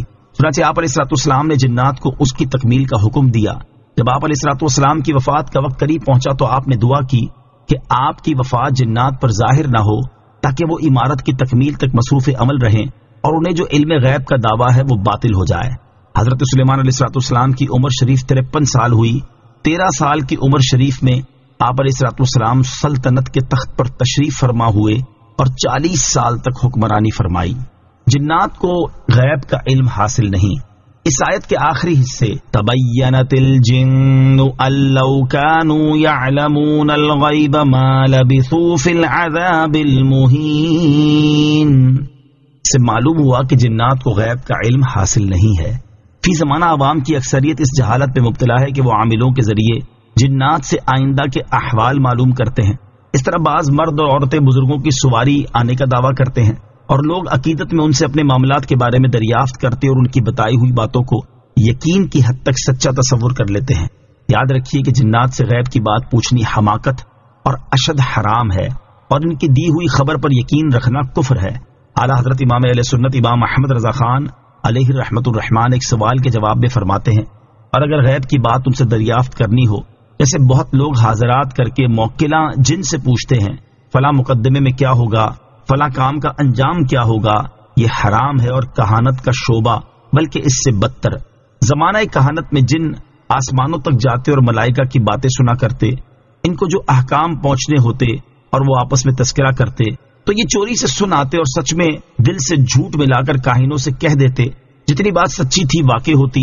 زمانہ اقدس حضور سید عالم علیہ السلام سے اس کا دروازہ بند ہو گیا، آسمانوں پر پہرے بیٹھ گئے۔ اب جن کی طاقت نہیں کہ سننے جائیں، جو جاتا ہے ملائکہ اس پر شہاب مارتے ہیں، جس کا بیان سورہ جن شریف میں ہے۔ تو اب جن غیب سے نرے جاہل ہیں، ان سے آئندہ کی بات پوچھنی عقلاً حماقت اور شرعاً حرام، اور ان کی غیب دانی کا اعتقاد ہو تو کفر۔ حضرت علامہ مفتی محمد وقار الدین قادری رضوی رحمۃ اللہ تعالی فرماتے ہیں، کسی مرد یا عورت پر کسی بزرگ کی سواری نہیں آتی، یہ دعویٰ فریب ہے، صرف جنات کا اثر ہوتا ہے اور وہ بھی کسی پر۔ لقد كان لسبإ في مسكنهم آية جنتان عن يمين وشمال كلوا من رزق ربكم واشكروا له بلدة طيبة ورب غفور۔ ترجمہ: بے شک قوم سبا کے لیے ان کی آبادی میں نشانی تھی، 2 باغ تھے، ایک دائیں طرف اور دوسرا بائیں طرف۔ اپنے رب کا رزق کھاؤ اور اس کا شکر ادا کرو، پاکیزہ شہر ہے اور بخشنے والا رب۔ لقد كان لسبإ في مسكنهم آية، بے شک سبا کے لیے ان کی آبادی میں نشانی تھی۔ ان آیات میں ایک ایسی قوم کا واقعہ بیان کیا گیا جنہیں اللہ تعالیٰ نے کثیر نعمتوں سے نوازا، لیکن وہ لوگ اللہ تعالیٰ کی اطاعت و فرما برداری کرنے کی بجائے اس کی نافرمانی کرنے لگ گئے تو اللہ تعالیٰ نے انہیں سیلاب کے ذریعے ہلاک کر دیا۔ قوم سبا کا تعارف۔ سبا عرب کے علاقے یمن کی حدود میں واقع ایک قبیلے کا نام ہے اور یہ قبیلہ اپنے دادا سبا بن یشجب بن یعرب بن قحطان کے نام سے مشہور ہے۔ حضرت عبداللہ بن عباس رضی اللہ تعالیٰ عنہما فرماتے ہیں، رسول اللہ صلی اللہ تعالیٰ علیہ وسلم سے سوال کیا گیا کہ سبا کسی مرد کا نام ہے یا عورت کا یا کسی سرزمین کا نام ہے؟ نبی اکرم علیہ السلام نے فرمایا، سبا ایک مرد تھا اور اس کے 10 بیٹے تھے، ان میں سے 6 یمن میں آباد ہو گئے تھے اور 4 شام میں چلے گئے تھے۔ آیت کا خلاصہ یہ ہے کہ یمن کی حدود میں جس جگہ یہ لوگ آباد تھے وہاں اللہ تعالیٰ کی وحدانیت اور قدرت پر دلالت کرنے والی ایک نشانی تھی۔ اس نشانی کی تفصیل یہ ہے کہ ان کے شہر مارب کے دونوں طرف کثیر باغات تھے اور ان باغوں میں پھلوں کی انتہائی کثرت تھی۔ ان لوگوں سے انبیاء کرام علیہ السلام کے ذریعے کہا گیا کہ اپنے رب عز و جل کا رزق کھاؤ اور اس نعمت پر اس کی طاعت و عبادت بجا لاؤ۔ تمہارا شہر پاکیزہ شہر ہے جس میں لطیف آب و ہوا اور صاف ستھری سرزمین ہے، اس میں مچھر، مکھی، کھٹمل، سانپ اور بچھو وغیرہ کوئی چیز نہیں. اور ہوا کی پاکیزگی کا یہ عالم ہے کہ اگر کہیں دوسرے علاقے کا کوئی شخص اس شہر سے گزر جائے اور اس کے کپڑوں میں جوئیں ہوں تو سب مر جائیں. اگر تم اپنے رب عز و جل کی روزی پر شکر ادا کرو اور اس کی اطاعت بجا لاؤ تو وہ بخشش فرمانے والا ہے. فأعرضوا فأرسلنا عليهم سيل العرم وبدلناهم بجنتيهم جنتين ذواتي أكل خمط وأكل وشيء من سدر قليل. ترجمہ: تو انہوں نے منہ پھیرا تو ہم نے ان پر زور کا سیلاب بھیجا اور ان کے باغوں کے عوض 2 باغ انہیں بدل دیے جو کڑوے پھل والے اور جھاؤ والے اور کچھ تھوڑی سی بیریوں والے تھے. فأعرضوا، تو انہوں نے منہ پھیرا، یعنی سبا والوں نے اس نعمت کی شکر گزاری سے منہ پھیرا اور انبیاء کرام علیہ الصلوۃ والسلام کی تکذیب کی. حضرت وہب رضی اللہ تعالی عنہ کا قول ہے کہ اللہ تعالیٰ نے ان کی طرف 13 نبی بھیجے جنہوں نے ان کو حق کی دعوتیں دی اور اللہ تعالیٰ کی نعمتیں یاد دلائیں اور اس کے عذاب سے ڈرایا، لیکن وہ ایمان نہ لائے اور انہوں نے انبیاء کرام علیہ الصلوۃ والسلام کو جھٹلا دیا اور کہا کہ ہم نہیں جانتے کہ ہم پر خدا کی کوئی نعمت ہے. تم اپنے رب عز و جل سے کہہ دو کہ اس سے ہو سکے تو وہ ان نعمتوں کو روک لے. فأرسلنا علیہم سیل العرم، تو ہم نے ان پر زور کا سیلاب بھیجا. یہاں سے ان لوگوں کا انجام بیان کیا گیا کہ ان کی نافرمانی کے سبب ہم نے ان پر عظیم سیلاب بھیجا جس سے ان کے باغ اور اموال سب ڈوب گئے اور ان کے مکانات ریت میں دفن ہو گئے اور وہ اس طرح تباہ ہوئے کہ ان کی تباہی عرب کے لیے مثال بن گئی. اور ان کے خوبصورت باغوں کو ایسے 2 باغوں میں بدل دیا جو کڑوے اور انتہائی بد مزہ پھل والے تھے اور ان میں جھاؤ اور کچھ تھوڑی سی بیریاں تھیں جیسی ویرانوں میں اگاتی ہیں. اس طرح کی جھاڑیوں اور وحشت ناک جنگل کو جو ان کے خوشنما باغوں کی جگہ پیدا ہو گیا تھا اس لیے اسے باغ فرمایا گیا. قوم سبا کے واقعے میں نبی کریم علیہ الصلوۃ والسلام کی امت کے لیے نصیحت. علامہ احمد ساوی رحمۃ اللہ تعالی فرماتے ہیں اس واقعے کو بیان کرنے سے مقصود حضور سید المرسلین صلی اللہ تعالی علیہ وسلم کی امت کو نصیحت کرنا ہے کہ وہ ان کے انجام سے عبرت حاصل کریں اور اللہ تعالیٰ نے انہیں جو نعمتیں عطا کی ہیں ان پر اللہ تعالیٰ کا شکر ادا کریں. اور اگر وہ ایسا نہ کریں گے تو انہیں بھی ان جیسے حالات کا سامنا کرنا پڑ سکتا ہے. ہم بھی آئے دن سمندری طوفان اور سیلاب سے ہونے والی عبرتناک تباہی کے نظارے اپنی آنکھوں سے دیکھتے رہتے ہیں، لیکن افسوس اس کے باوجود بھی ہم اپنی عملی حالت سدھارنے کی بجائے اپنی سابقہ نافرمانی والی روش ہی اختیار کیے ہوئے ہیں. اللہ تعالی ہمیں عقل سلیم عطا فرمائے، آمین. ذَلِكَ جَزَيْنَاهُمْ بِمَا كَفَرُوا وَهَلْ نُجَازِي إِلَّا الْكَفُورَ. ترجمہ: ہم نے انہیں ان کی ناشکری کی وجہ سے یہ بدلہ دیا اور ہم اسی کو سزا دیتے ہیں جو ناشکرا ہو. ذَلِكَ جَزَيْنَاهُمْ، ہم نے انہیں یہ بدلہ دیا، یعنی ہم نے انہیں ان کی ناشکری اور ان کے کفر کی وجہ سے یہ بدلہ دیا اور ہم ایسی سزا اسی کو دیتے ہیں جو نعمتوں کی ناشکری اور اللہ تعالیٰ کے ساتھ کفر کرے. ناشکری مصائب کا سبب ہے. اس آیت سے معلوم ہوا کہ انسان ناشکری کرنے کی وجہ سے خود مصیبت کا شکار ہوتا ہے. یہی بات ایک اور آیت سے بھی معلوم ہوتی ہے. چنانچہ اللہ تعالیٰ ارشاد فرماتا ہے وَضَرَبَ اللَّهُ مَثَلًا قَرْيَةً كَانَتْ آمِنَةً مُطْمَئِنَّةً يَأْتِيهَا رِزْقُهَا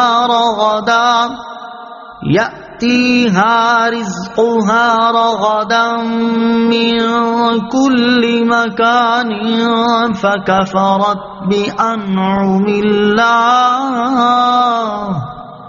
فَكَفَرَتْ بِأَنْعُمِ اللَّهِ فَأَذَاقَهَا اللَّهُ لِبَاسَ الْجُوعِ وَالْخَوْفِ بِمَا كَانُوا يَصْنَعُونَ.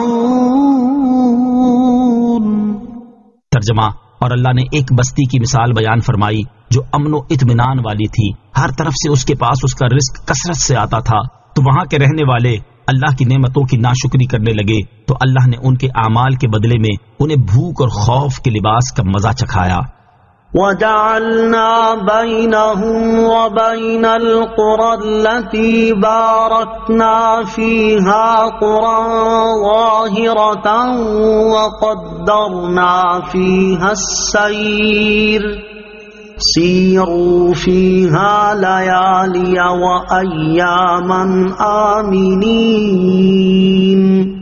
ترجمہ، اور ہم نے ان سبا والوں اور ان کے شہروں کے درمیان بہت سی نمایاں بستیاں بنا دی جن میں ہم نے برکت رکھی تھی، اور ان بستیوں میں سفر کو ایک اندازے پر رکھا، اور انہیں فرمایا ان میں راتوں اور دنوں کو امن و امان سے چلو۔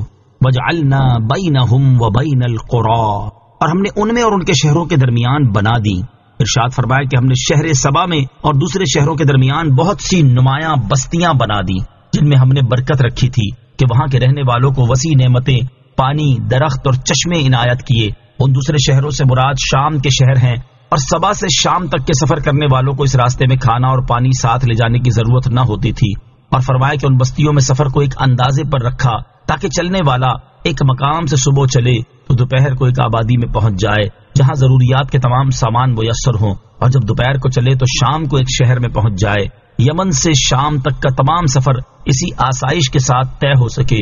اور ہم نے ان سے کہا کہ ان بستیوں میں راتوں اور دنوں کو امن و امان سے چلو، نہ راتوں میں کوئی کھٹکا، نہ دنوں میں کوئی تکلیف، نہ دشمن کا اندیشہ، نہ بھوک پیاس کا غم۔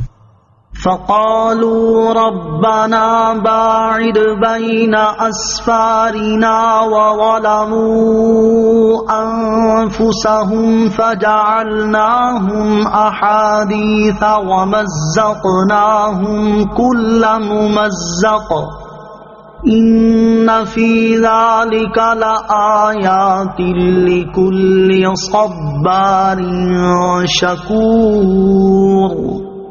ترجمہ، تو انہوں نے کہا اے ہمارے رب ہمارے سفروں میں دوری ڈال دے، اور انہوں نے خود اپنا ہی نقصان کیا تو ہم نے انہیں قصے کہانیاں بنا دیا اور انہیں بالکل جدا جدا کر دیا۔ بے شک اس میں ہر بڑے صبر والے، ہر بڑے شکر والے کے لیے ضرور نشانیاں ہیں۔ فقالوا، تو انہوں نے کہا، خوشحالی اور نعمتوں کی کثرت والے ان حالات کی بنا پر اترانے اور تکبر کرنے لگے، اور مالداروں میں حسد پیدا ہوا کہ ہمارے اور غریبوں کے درمیان کوئی فرق ہی نہیں رہا۔ یوں ہی جو امن و عافیت انہیں حاصل تھی، جیسے منزلیں قریب قریب ہیں اور لوگ خرامہ خرامہ ہوا خوری کرتے چلے جاتے ہیں، تھوڑی دیر کے بعد دوسری آبادی آ جاتی ہے، وہاں آرام کرتے ہیں، نہ سفر میں تھکان ہے نہ کوف۔ اس پر انہوں نے قناعت نہ کی اور یہ تمنا کرنے لگے کہ اگر منزلیں دور ہوتی، سفر کی مدت دراز ہوتی، راستے میں پانی نہ ملتا، جنگلوں اور بیابانوں میں سے گزر ہوتا تو ہم توشہ ساتھ لیتے، پانی کے انتظام کرتے، سواریاں اور خدام ساتھ رکھتے، سفر میں مشقت اٹھانے کا لطف آتا اور امیر و غریب کا فرق ظاہر ہوتا۔ اس پر انہوں نے یہ دعا کی، اے ہمارے رب عز و جل ہمارے اور شام کے درمیان جنگل اور بیابان کر دے تاکہ بغیر توشہ اور سواری کے سفر نہ ہو سکے۔ اللہ تعالیٰ نے ان کی یہ دعا قبول فرما لی اور ان شہروں کو ویران کر دیا۔ وَظَلَمُوا أَنفُسَهُمْ، اور انہوں نے خود اپنا ہی نقصان کیا، یعنی سبا والوں نے تکبر اور سرکشی کر کے خود اپنا ہی نقصان کیا، تو ہم نے انہیں بعد والوں کے لیے قصے کہانیاں بنا دیا تاکہ وہ ان کے احوال سے عبرت حاصل کریں، اور ان قبیلوں کو ایک دوسرے سے بالکل جدا جدا کر دیا۔ وہ بستیاں غرق ہو گئیں اور لوگ بے گھر ہو کر جدا جدا شہروں میں پہنچے، قبیلہ غسان شام میں، قبیلہ ازد عمان میں، قبیلہ خزاعہ تہامہ میں، آل خزیمہ عراق میں، اور اوس خزرج کا دادا عمر بن عامر مدینے میں پہنچا۔ بے شک سبا والوں کے اس واقعے میں ہر بڑے صبر والے اور ہر بڑے شکر والے کے لیے ضرور نشانیاں ہیں کہ صبر و شکر مومن کی صفت ہے، جب وہ مصیبت میں مبتلا ہوتا ہے تو صبر کرتا ہے، اور جب نعمت پاتا ہے تو شکر بجا لاتا ہے۔ امن و عافیت بہت بڑی نعمتیں ہیں۔ سبا والوں کے طرز عمل اور ان کے انجام سے معلوم ہوا کہ امن و عافیت اور سکون و راحت اللہ تعالیٰ کی بہت بڑی نعمتیں ہیں، اور جسے یہ نعمتیں حاصل ہوں اسے ان پر تکبر و غرور کرنے کی بجائے اللہ تعالیٰ کا شکر ادا کرنا چاہیے، اور ان نعمتوں کے مقابلے میں بے امنی اور مشقت کی تمنا اور دعا نہیں کرنی چاہیے۔ صبر اور شکر مومن کی دو صفات ہیں۔ معلوم ہوا کہ صبر اور شکر مومن کی دو بہترین صفات ہیں۔ اس کے بارے میں حضرت صہیب رضی اللہ تعالی عنہ سے روایت ہے، نبی اکرم صلی اللہ تعالی علیہ وسلم نے ارشاد فرمایا، مومن کے معاملے پر تعجب ہوتا ہے، اس کے ہر حال میں خیر ہے، اور یہ مقام اس کے سوا کسی اور کو حاصل نہیں۔ اگر وہ نعمتوں کے ملنے پر شکر کرے تو اسے اجر ملتا ہے، اور اگر وہ مصیبت آنے پر صبر کرے تو بھی اسے اجر ملتا ہے۔ اللہ تعالیٰ ہر مومن کو یہ عظیم صفات نصیب فرمائے، آمین۔ اللہ تعالیٰ کی بارگاہ میں صابر و شاکر کون؟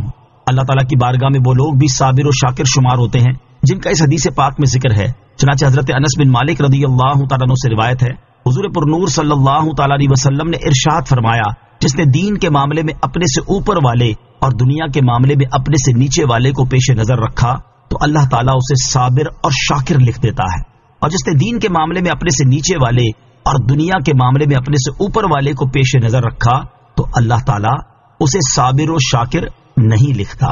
اللہ تعالیٰ ہمیں بھی اپنا صابر و شاکر بندہ بننے کی توفیق عطا فرمائے، آمین۔ وَلَقَدْ صَدَّقَ عَلَيْهِمْ إِبْلِيسُ ظَنَّهُ فَاتَّبَعُوهُ إِلَّا فَرِيقًا مِّنَ الْمُؤْمِنِينَ۔ ترجمہ، اور بے شک ابلیس نے ان پر اپنا گمان سچ کر دکھایا تو وہ لوگ شیطان کے پیروکار بن گئے سوائے مومنوں کے ایک گروہ کے۔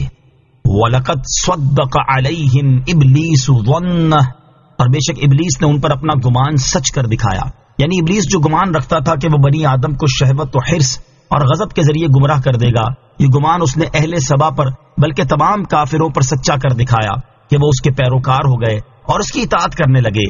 حضرت حسن رضی اللہ تعالیٰ عنہ نے فرمایا کہ شیطان نے نہ کسی پر تلوار کھینچی نہ کسی پر کوڑے مارے، بلکہ جھوٹے وعدوں اور باطل امیدوں سے اس نے اہل باطل کو گمراہ کر دیا۔ شیطان اور انسان، یہ آیت مبارکہ ہر مسلمان کے لیے انتہائی قابل غور اور عبرت انگیز ہے۔ جب شیطان حضرت آدم علیہ السلام کو سجدہ کرنے سے انکار کر کے اللہ تعالیٰ کی بارگاہ سے مردود ہوا تو اس نے کہا تھا، رب بما اغویتنی لأزینن لهم فی الارض ولأغوینہم اجمعین الا عبادک منہم المخلصین۔ ترجمہ، اے رب میرے، مجھے اس بات کی قسم کہ تو نے مجھے گمراہ کیا، میں ضرور زمین میں لوگوں کے لیے نافرمانی خوشنما بنا دوں گا، اور میں ضرور ان سب کو گمراہ کر دوں گا سوائے ان کے جو ان میں سے تیرے چنے ہوئے بندے ہیں۔ اب عقل بندی کا تقاضا تو یہ تھا کہ ہر انسان اللہ تعالیٰ کی اطاعت اور فرما برداری میں مصروف رہتا اور اپنے ازلی دشمن شیطان کے مکر و فریب سے ہوشیار رہتا اور اس کے بچھائے ہوئے جال میں نہ پھنستا، لیکن افسوس شیطان کے بہکاوے میں آ کر انسان نے اللہ تعالیٰ کی نافرمانی کا راستہ اختیار کر لیا۔ شیطان انسان کو کفر اور گناہ پر مجبور نہیں کر سکتا۔ یاد رکھیں کہ شیطان انسان کو گناہ اور کفر و گمراہی پر مجبور نہیں کر سکتا، بلکہ صرف اس کے دل میں وسوسہ ڈال کر اسے بہکانے کی کوشش کر سکتا ہے۔ اسی وجہ سے ایک آیت میں وضاحت ہے کہ قیامت کے دن ابلیس کہے گا، وَمَا كَانَ لِيَ عَلَيْكُمْ مِنْ سُلْطَانٍ إِلَّا أَنْ دَعَوْتُكُمْ فَاسْتَجَبْتُمْ لِي۔ ترجمہ، اور مجھے تم پر کوئی زبردستی نہیں تھی مگر یہی کہ میں نے تم کو بلایا تو تم نے میری مان لی۔ لہذا اس فریبی سے ہر مسلمان کو ہر وقت بہت ہوشیار رہنے کی ضرورت ہے۔ اللہ تعالیٰ ارشاد فرماتا ہے، وَلَا يَغُرَّنَّكُمْ بِاللَّهِ الْغَرُورُ۔ ترجمہ، اور ہرگز بڑا فریبی تمہیں اللہ کے بارے میں فریب نہ دے۔ اللہ تعالیٰ ہمیں شیطان کے مکر و فریب سے بچنے اور اس کی فریب کاریوں سے ہوشیار رہنے کی توفیق عطا فرمائے، آمین۔ فَاتَّبَعُوهُ إِلَّا فَرِيقًا مِّنَ الْمُؤْمِنِينَ۔ تو مومنوں کے ایک گروہ کے علاوہ وہ اس کے پیروکار ہو گئے، یعنی اہل سبا نے شرک و معصیت میں شیطان کی پیروی کی، البتہ مومنوں کے گروہ نے دین کے اصول میں شیطان کی پیروی نہ کی۔ وَمَا كَانَ لَهُ عَلَيْهِم مِّن سُلْطَانٍ إِلَّا لِنَعْلَمَ مَن يُؤْمِنُ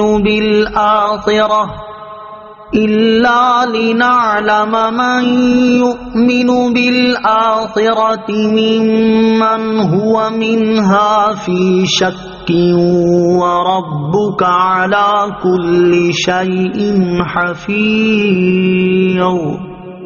ترجمہ، اور شیطان کو ان پر کچھ قابو نہ تھا مگر اس لیے کہ ہم دکھا دیں کہ کون آخرت پر ایمان لاتا اور کون اس کے بارے میں شک میں ہے۔ تیرا رب ہر چیز پر نگہبان ہے۔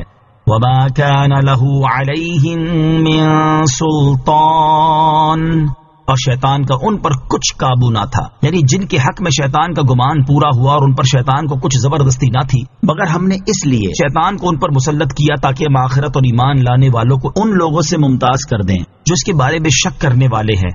اور اے حبیب صلی اللہ علیہ وسلم، آپ کا رب عز و جل ہر چیز پر نگہبان۔ قُلِ ادْعُوا الَّذِينَ زَعَمْتُم مِّن دُونِ اللَّهِ لَا يَمْلِكُونَ مِثْقَالَ مثقال ذرة في السماوات ولا في الأرض وما لهم فيهما من شرك وما له منهم من ظهير۔ ترجمہ، تم فرماؤ انہیں پکارو جنہیں اللہ کے سوا تم معبود سمجھتے ہو، وہ آسمانوں میں اور زمین میں ذرہ برابر کسی چیز کے مالک نہیں ہیں، اور ان کا ان دونوں میں کچھ حصہ ہے اور نہ ان میں سے کوئی اللہ کا مددگار ہے۔ قل، تم فرماؤ، شکر کرنے والوں اور ناشکری کرنے والوں کے حالات اور ان کا انجام بیان کرنے کے بعد اب کفار مکہ سے کلام کیا جا رہا ہے۔ آیت کا خلاصہ یہ ہے کہ اے حبیب صلی اللہ تعالی علیہ وسلم، آپ مکہ مکرمہ کے کافروں سے فرما دیں کہ جن بتوں وغیرہ کو تم اللہ تعالیٰ کے سوا اپنا معبود سمجھتے ہو انہیں پکارو تاکہ وہ تم پر نازل ہونے والی مصیبتیں دور کر دیں، لیکن ایسا نہیں ہو سکتا کیونکہ وہ آسمانوں میں اور زمین میں ذرہ برابر کسی نفع اور نقصان کے مالک نہیں ہیں، اور نہ ان بتوں کا آسمان اور زمین میں کچھ حصہ ہے، اور نہ ان بتوں میں سے کوئی اللہ تعالیٰ کا مددگار ہے۔ یاد رہے کہ اس آیت میں کفر کی اجازت نہیں بلکہ کفار کے عقیدے کی برائی کا بیان ہے۔ نیز اس آیت میں نفع و نقصان کا مالک نہ ہونا بتوں کے لیے بیان کیا گیا ہے۔ اللہ تعالیٰ کے انبیاء علیہ الصلوۃ والسلام اور اولیاء رحمت اللہ تعالیٰ علیہم کے ساتھ اس آیت کا کوئی تعلق نہیں کہ یہ اللہ تعالیٰ کی عطا سے مخلوق کو نفع پہنچانے اور ان سے نقصان دور کرنے کی طاقت رکھتے ہیں، اور اس کے شواہد قرآن و حدیث میں بکثرت مقامات پر مذکور ہیں، جیسے سرکار دو عالم علیہ الصلوۃ والسلام کو کوثر کا مالک کیا، اور حضرت عیسیٰ علیہ الصلوۃ والسلام کو مردے زندہ کرنے اور بیماروں کو شفا دینے کی طاقت دی۔ ولا تنفع الشفاعة عنده إلا لمن أذن له حتى إذا فزع عن قلوبهم قالوا ماذا قال ربكم قالوا الحق وهو العلي الكبير۔ ترجمہ، اور اللہ کے پاس شفاعت کام نہیں دیتی مگر اس کی جس کے لیے وہ اجازت دے دے، یہاں تک کہ جب ان کے دلوں سے گھبراہٹ دور فرما دی جاتی ہے تو وہ ایک دوسرے سے کہتے ہیں تمہارے رب نے کیا فرمایا ہے؟ تو وہ کہتے ہیں حق فرمایا ہے، اور وہی بلندی والا بڑائی والا ہے۔ وَلَا تَنفَعُ الشَّفَاعَةُ عِندَهُ إِلَّا لِمَنْ أَذِنَ لَهُ، اور اللہ کے پاس شفاعت کام نہیں دیتی مگر جس کے لیے وہ اجازت دے دے۔ کفار یہ کہتے تھے کہ بت اللہ تعالیٰ کی بارگاہ میں ہماری شفاعت کریں گے، اور ان کا رد کرتے ہوئے اللہ تعالیٰ نے ارشاد فرمایا کہ قیامت کے دن اللہ تعالیٰ کے پاس صرف اسی کی شفاعت کام دے گی جس کے لیے وہ شفاعت کرنے کی اجازت دے دے، یہاں تک کہ جب شفاعت کی اجازت دے کر شفاعت کرنے والے مومنوں کے دلوں سے گھبراہٹ دور فرما دی جائے گی تو وہ خوشی میں ایک دوسرے سے پوچھیں گے کہ تم سے اللہ تعالیٰ نے کیا فرمایا؟ وہ جواب دیں گے کہ شفاعت کرنے والوں کو ایمانداروں کی شفاعت کی اجازت دی ہے، اور یہ شفاعت اور اجازت برحق ہے، اور اللہ تعالیٰ ہی بلندی والا بڑائی والا ہے۔ قل من يرزقكم من السماوات والأرض قل الله وَإِنَّا أَوْ إِيَّاكُمْ لَعَلَى هُدًى أَوْ فِي ضَلَالٍ مُبِينٍ۔ ترجمہ، تم فرماؤ کون ہے جو تمہیں آسمانوں اور زمین سے روزی دیتا ہے؟ تم خود ہی فرماؤ اللہ، اور بے شک ہم یا تم کوئی ایک ضرور ہدایت پر ہے یا کھلی گمراہی میں۔ قُلْ مَن يَرْزُقُكُم مِّنَ السَّمَاوَاتِ وَالْأَرْضِ، تم فرماؤ کون ہے جو تمہیں آسمانوں اور زمین سے روزی دیتا ہے؟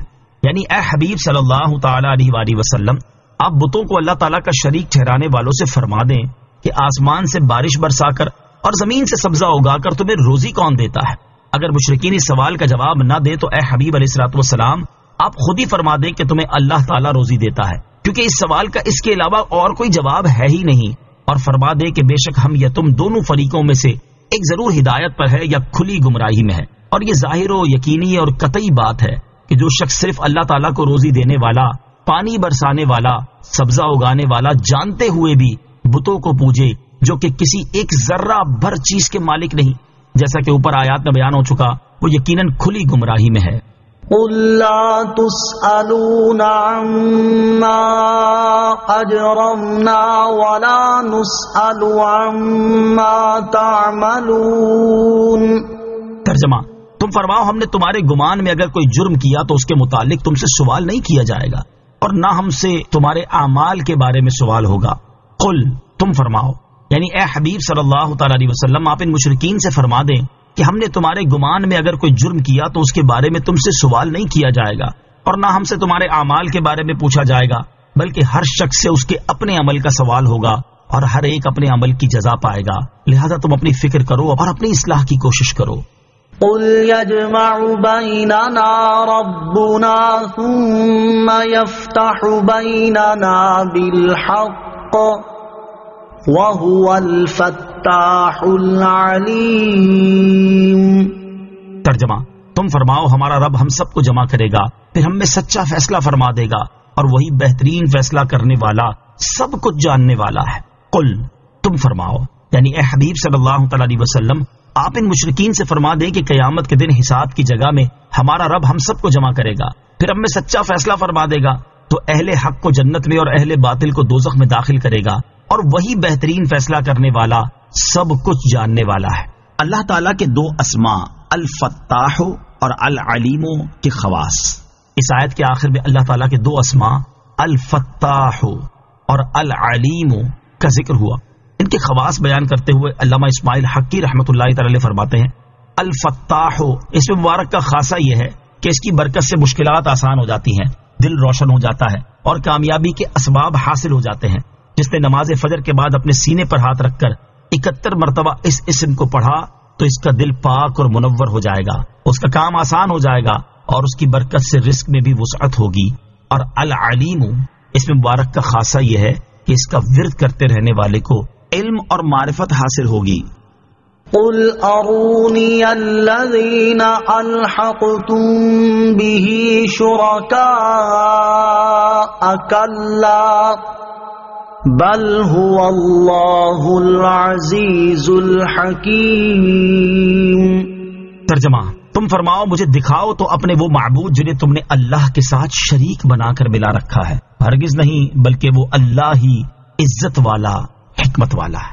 قل، تم فرماؤ، یعنی اے حبیب صلی اللہ تعالی علیہ وسلم، آپ ان مشرکین سے فرمائیں کہ جن بتوں کو تم نے عبادت میں اللہ تعالیٰ کا شریک کیا ہے، مجھے دکھاؤ تو صحیح کہ وہ کس قابل ہے، کیا وہ کچھ پیدا کرتے ہیں، کیا وہ روزی دیتے ہیں؟ اور جب ان میں سے کچھ نہیں کر سکتے تو ان کو خدا کا شریک بنانا اور ان کی عبادت کرنا کیسی عظیم خطا ہے، لہٰذا اس سے باز آ جاؤ، وہ بت ہرگز اللہ تعالیٰ کے شریک نہیں، بلکہ وہ اللہ عز و جل ہی عزت والا، حکمت والا ہے، جبکہ تمہارے ذلیل اور خسیس شریکوں کو یہ بلند مرتبہ کہاں حاصل ہے۔ وما ارسلناک الا کافۃ للناس بشیرا ونذیرا ولکن اکثر الناس لا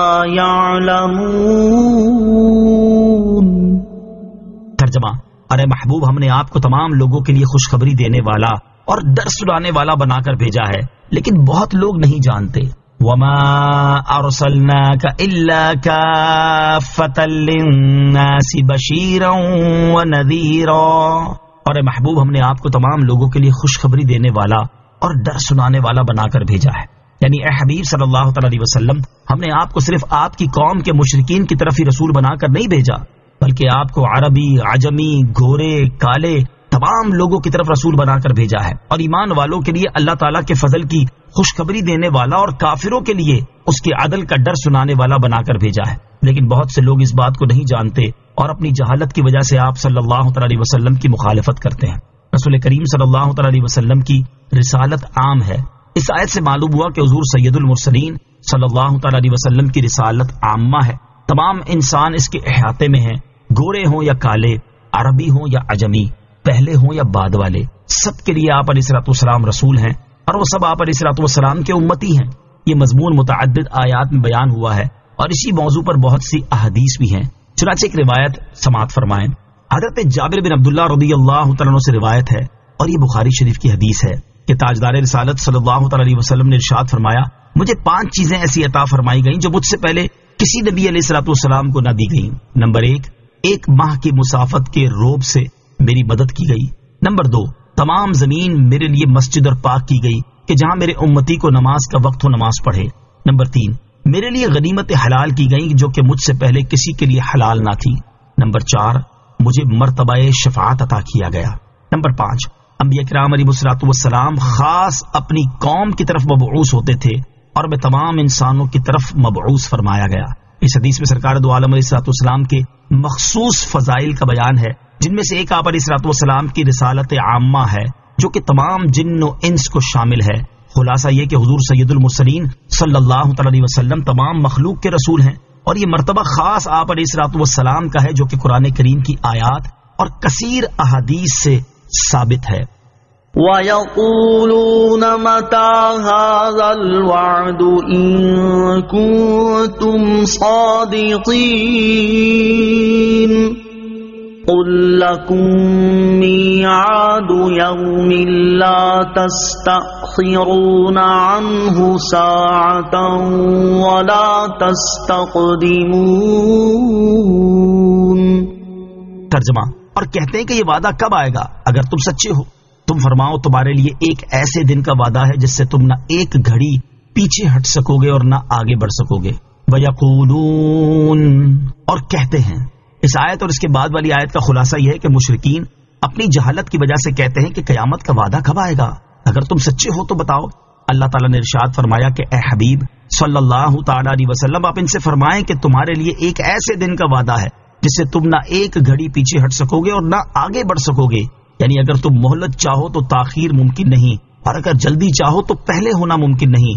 بہر صورت اس وعدے کا اپنے وقت پر پورا ہونا ہے۔ وَقَالَ الَّذِينَ كَفَرُوا لَن نُّؤْمِنَ بِهَذَا الْقُرْآنِ وَلَا بِالَّذِي بَيْنَ يَدَيْهِ وَلَوْ تَرَىٰ إِذِ الظَّالِمُونَ مَوْقُوفُونَ عِندَ رَبِّهِمْ يَرْجِعُ بَعْضُهُمْ إِلَىٰ بَعْضٍ الْقَوْلَ يَقُولُ الَّذِينَ اسْتُضْعِفُوا لِلَّذِينَ اسْتَكْبَرُوا لَوْلَا أَنتُمْ لَكُنَّا مُؤْمِنِينَ۔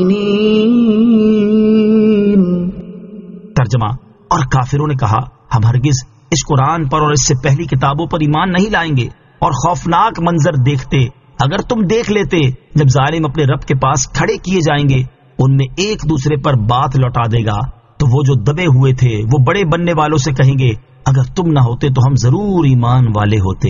وقال الذین کفروا، اور کافروں نے کہا۔ اس سے پہلے توحید، رسالت اور حشر کا بیان کیا گیا، اور کفار ان تینوں چیزوں کا انکار کرتے ہیں۔ اب اس آیت میں کفار کے عمومی کفر کو بیان کیا جا رہا ہے۔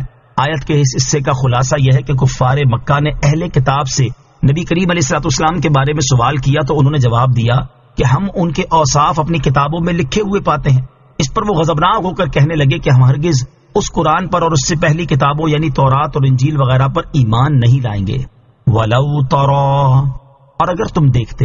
آیت کے اس حصے اور اس کے بعد والی دو آیات میں اللہ تعالیٰ نے حشر کے دن کفار کا آپس میں مکالمہ بیان فرمایا ہے۔ اس آیت کا خلاصہ یہ ہے کہ اگر تم وہ منظر دیکھ لو تو بڑا عبرتناک منظر دیکھو گے کہ حشر کے دن جب کافر اپنے رب عز و جل کی بارگاہ میں کھڑے کیے جائیں گے تو وہ آپس میں ایک دوسرے سے الجھنا شروع کر دیں گے۔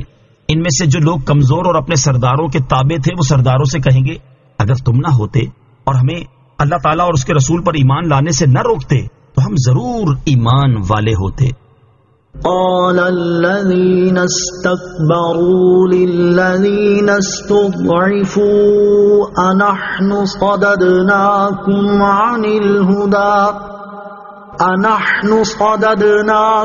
عن الهدى بعد إذ جاءكم بل كنتم مجرمين۔ ترجمہ، بڑے بننے والے دبے ہوئے لوگوں سے کہیں گے کیا ہم نے تمہیں ہدایت سے روکا تھا جبکہ وہ تمہارے پاس آئی تھی، بلکہ تم خود ہی مجرم تھے۔ قال الذین استکبروا للذین استضعفوا، بڑے بننے والے دبے ہوئے لوگوں سے کہیں گے، یعنی سردار اپنے تابع لوگوں کو جواب دیتے ہوئے کہیں گے جب تمہارے پاس ہدایت آئی تھی تو کیا اس وقت ہم نے تمہیں ہدایت سے روکا تھا؟ ایسا ہرگز نہیں ہوا، بلکہ تم نے خود اپنے اختیار سے گمراہی کو ترجیح دے کر کفر کیا تھا، نہ کہ ہمارے کہنے کی وجہ سے تم نے ایسا کیا۔ وقال الذين استضعفوا للذين استكبروا بل مكر الليل والنهار إذ تأمروننا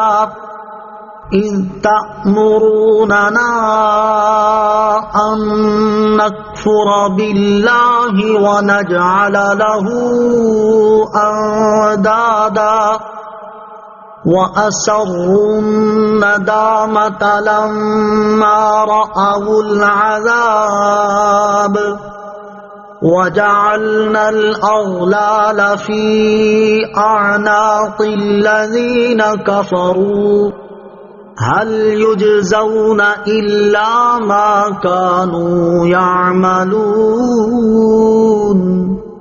ترجمہ، اور دبے ہوئے لوگ بڑا بننے والوں سے کہیں گے بلکہ تمہارے رات اور دن کے فریب نے ہمیں ہدایت سے روکا جب تم ہمیں حکم دیتے تھے کہ ہم اللہ کا انکار کریں اور اس کے لیے برابر والے ٹھہرائیں، اور وہ جب عذاب دیکھیں گے تو دل ہی دل میں پچھتانے لگیں گے اور ہم کافروں کے گلے میں توق ڈالیں گے، انہیں ان کے اعمال ہی کا بدلہ دیا جائے گا۔ وقال الذين استضعفوا للذين استكبروا، اور دبے ہوئے بڑے بننے والوں سے کہیں گے، یعنی جب سردار اپنے تابع لوگوں کی بات کا انکار کر دیں گے تو وہ لوگ اپنے سرداروں سے کہیں گے ہم مجرم نہیں ہیں بلکہ تم شب و روز ہمارے ساتھ فریب کرتے تھے اور ہمیں ہر وقت شرک پر ابھارتے تھے جب تم ہمیں حکم دیتے تھے کہ ہم اللہ تعالیٰ کا انکار کریں اور اس کے لیے برابر والے ٹھہرائیں تو ہم اللہ تعالیٰ کا انکار کر دیتے اور اس کے لیے شریک ٹھہرانے لگتے تھے۔ اس آیت میں کفار کے لیے تنبیہ ہے کہ دنیا میں ان کا ایک دوسرے کی پیروی کرنا آخرت میں باہمی عداوت اور دشمنی کا سبب ہوگا۔ وَأَسَرُّ النَّدَامَةَ، اور وہ دل ہی دل میں پچھتانے لگیں گے۔ ارشاد فرمائے کہ دونوں فریق یعنی ماتحت بھی اور سردار بھی، سرداروں کے پیچھے پیچھے چلنے والے بھی اور انہیں بہکانے والے بھی، ایمان نہ لانے پر جب جہنم کا عذاب دیکھیں گے تو دل ہی دل میں پچھتانے لگیں گے۔ اس کے بعد ان کے عذاب کی کیفیت بیان کرتے ہوئے فرمایا کہ ہم تمام کفار کو خواب بہکانے والے ہوں یا ان کے کہنے میں آنے والے یہ سزا دیں گے کہ جہنم میں ان کے ہاتھ نارے جہنم کی زنجیروں سے گردنوں تک باندھ دیں گے، یہ انہیں ان کے دنیا میں کفر اور معصیت ہی کا بدلہ دیا جائے گا۔ وما أرسلنا في قرية من نذير إلا قال مترفوها إنا بما أرسلتم به كافرون۔ ترجمہ، اور ہم نے جب کبھی کسی شہر میں کوئی ڈر سنانے والا بھیجا تو وہاں کے خوشحال لوگوں نے یہی کہا کہ تم جس ہدایت کے ساتھ بھیجے گئے ہو ہم اس کے منکر ہیں۔ وما ارسلنا فی قریۃ من نذیر، اور ہم نے جب کبھی کسی شہر میں کوئی ڈر سنانے والا بھیجا۔ اس آیت میں سرکار دو عالم علیہ الصلوۃ والسلام کی تسکین خاطر فرمائی گئی کہ آپ صلی اللہ تعالی علیہ وسلم ان کفار کی تکذیب و انکار سے رنجیدہ نہ ہوں، کیونکہ کفار کا انبیاء کرام علیہ الصلوۃ والسلام کے ساتھ یہی دستور رہا ہے، اور مالدار لوگ اسی طرح اپنے مال اور اولاد کے غرور میں انبیاء کرام علیہ الصلوۃ والسلام کی تکذیب کرتے رہے ہیں۔ اس آیت کا شان نزول یہ ہے کہ دو شخص تجارت میں شریک تھے، ان میں سے ایک ملک شام کو گیا اور ایک مکہ مکرمہ میں رہا۔ جب نبی کریم علیہ الصلوۃ والسلام نے اعلان نبوت فرمایا اور اس نے ملک شام میں حضور پرنور علیہ الصلوۃ والسلام کی خبر سنی تو اپنے شریک کو خط لکھا اور اس سے نبی پاک علیہ الصلوۃ والسلام کا تفصیلی حال دریافت کیا۔ اس شریک نے جواب میں لکھا کہ محمد مصطفیٰ صلی اللہ تعالی علیہ وسلم نے اپنی نبوت کا اعلان تو کیا ہے لیکن چھوٹے درجے کے حقیر و غریب لوگوں کے علاوہ اور کسی نے ان کی پیروی نہیں کی۔ جب یہ خط اس کے پاس پہنچا تو وہ اپنے تجارتی کام چھوڑ کر مکہ مکرمہ آیا اور آتے ہی اپنے شریک سے کہا کہ مجھے سید عالم محمد مصطفیٰ صلی اللہ تعالی علیہ وسلم کا پتہ بتاؤ۔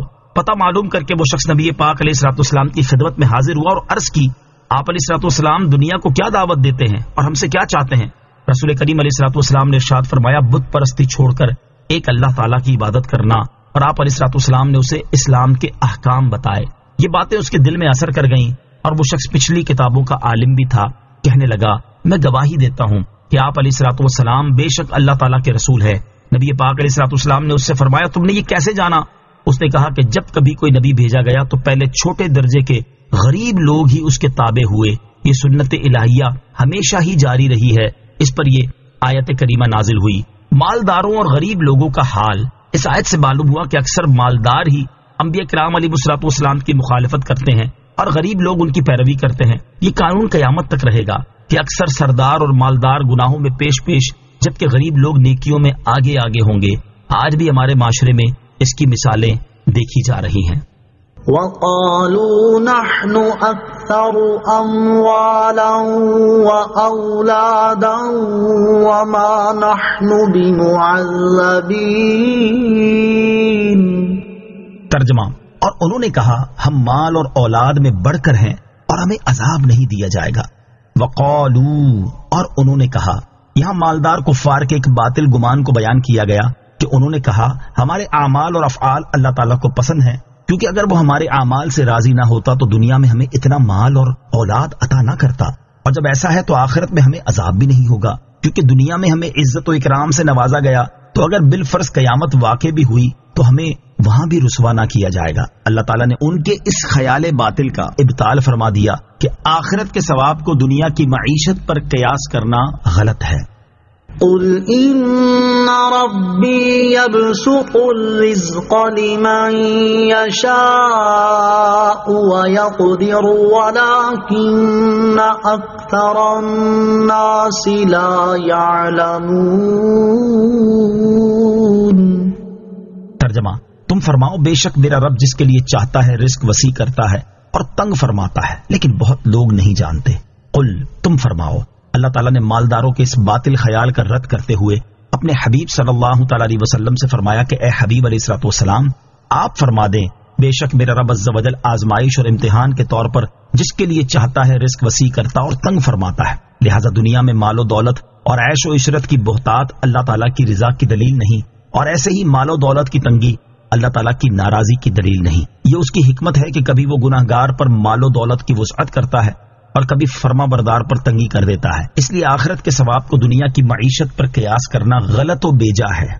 وما اموالکم ولا اولادکم باللتی تقربکم عندنا زلفا الا من آمن وعمل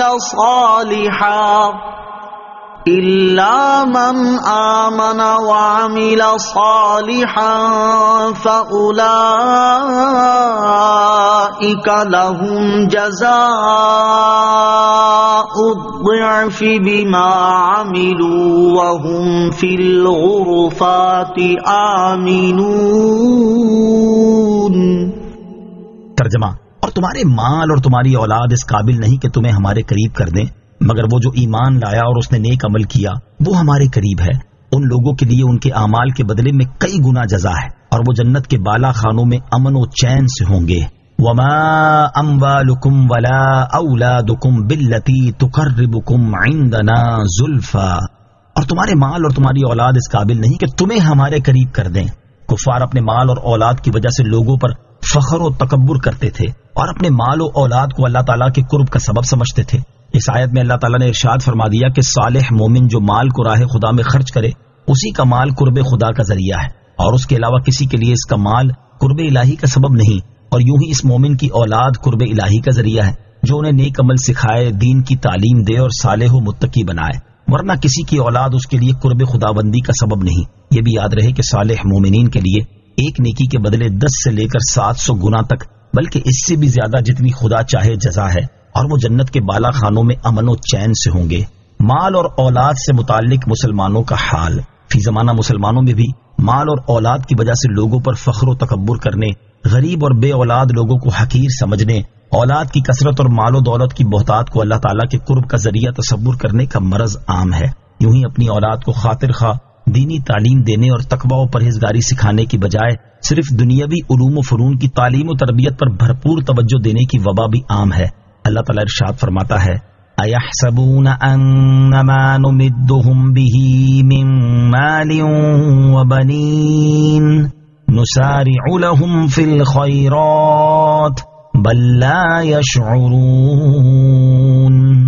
ترجمہ: کیا یہ خیال کر رہے ہیں کہ وہ جو ہم مال اور بیٹوں کے ساتھ ان کی مدد کر رہے ہیں تو یہ ہم ان کے لیے بھلائیوں میں جلدی کر رہے ہیں، بلکہ انہیں خبر نہیں. اور ارشاد فرماتا ہے وَاعْلَمُوا أَنَّمَا أَمْوَالُكُمْ وَأَوْلَادُكُمْ فِتْنَةٌ وَأَنَّ اللَّهَ عِندَهُ أَجْرٌ عَظِيمٌ.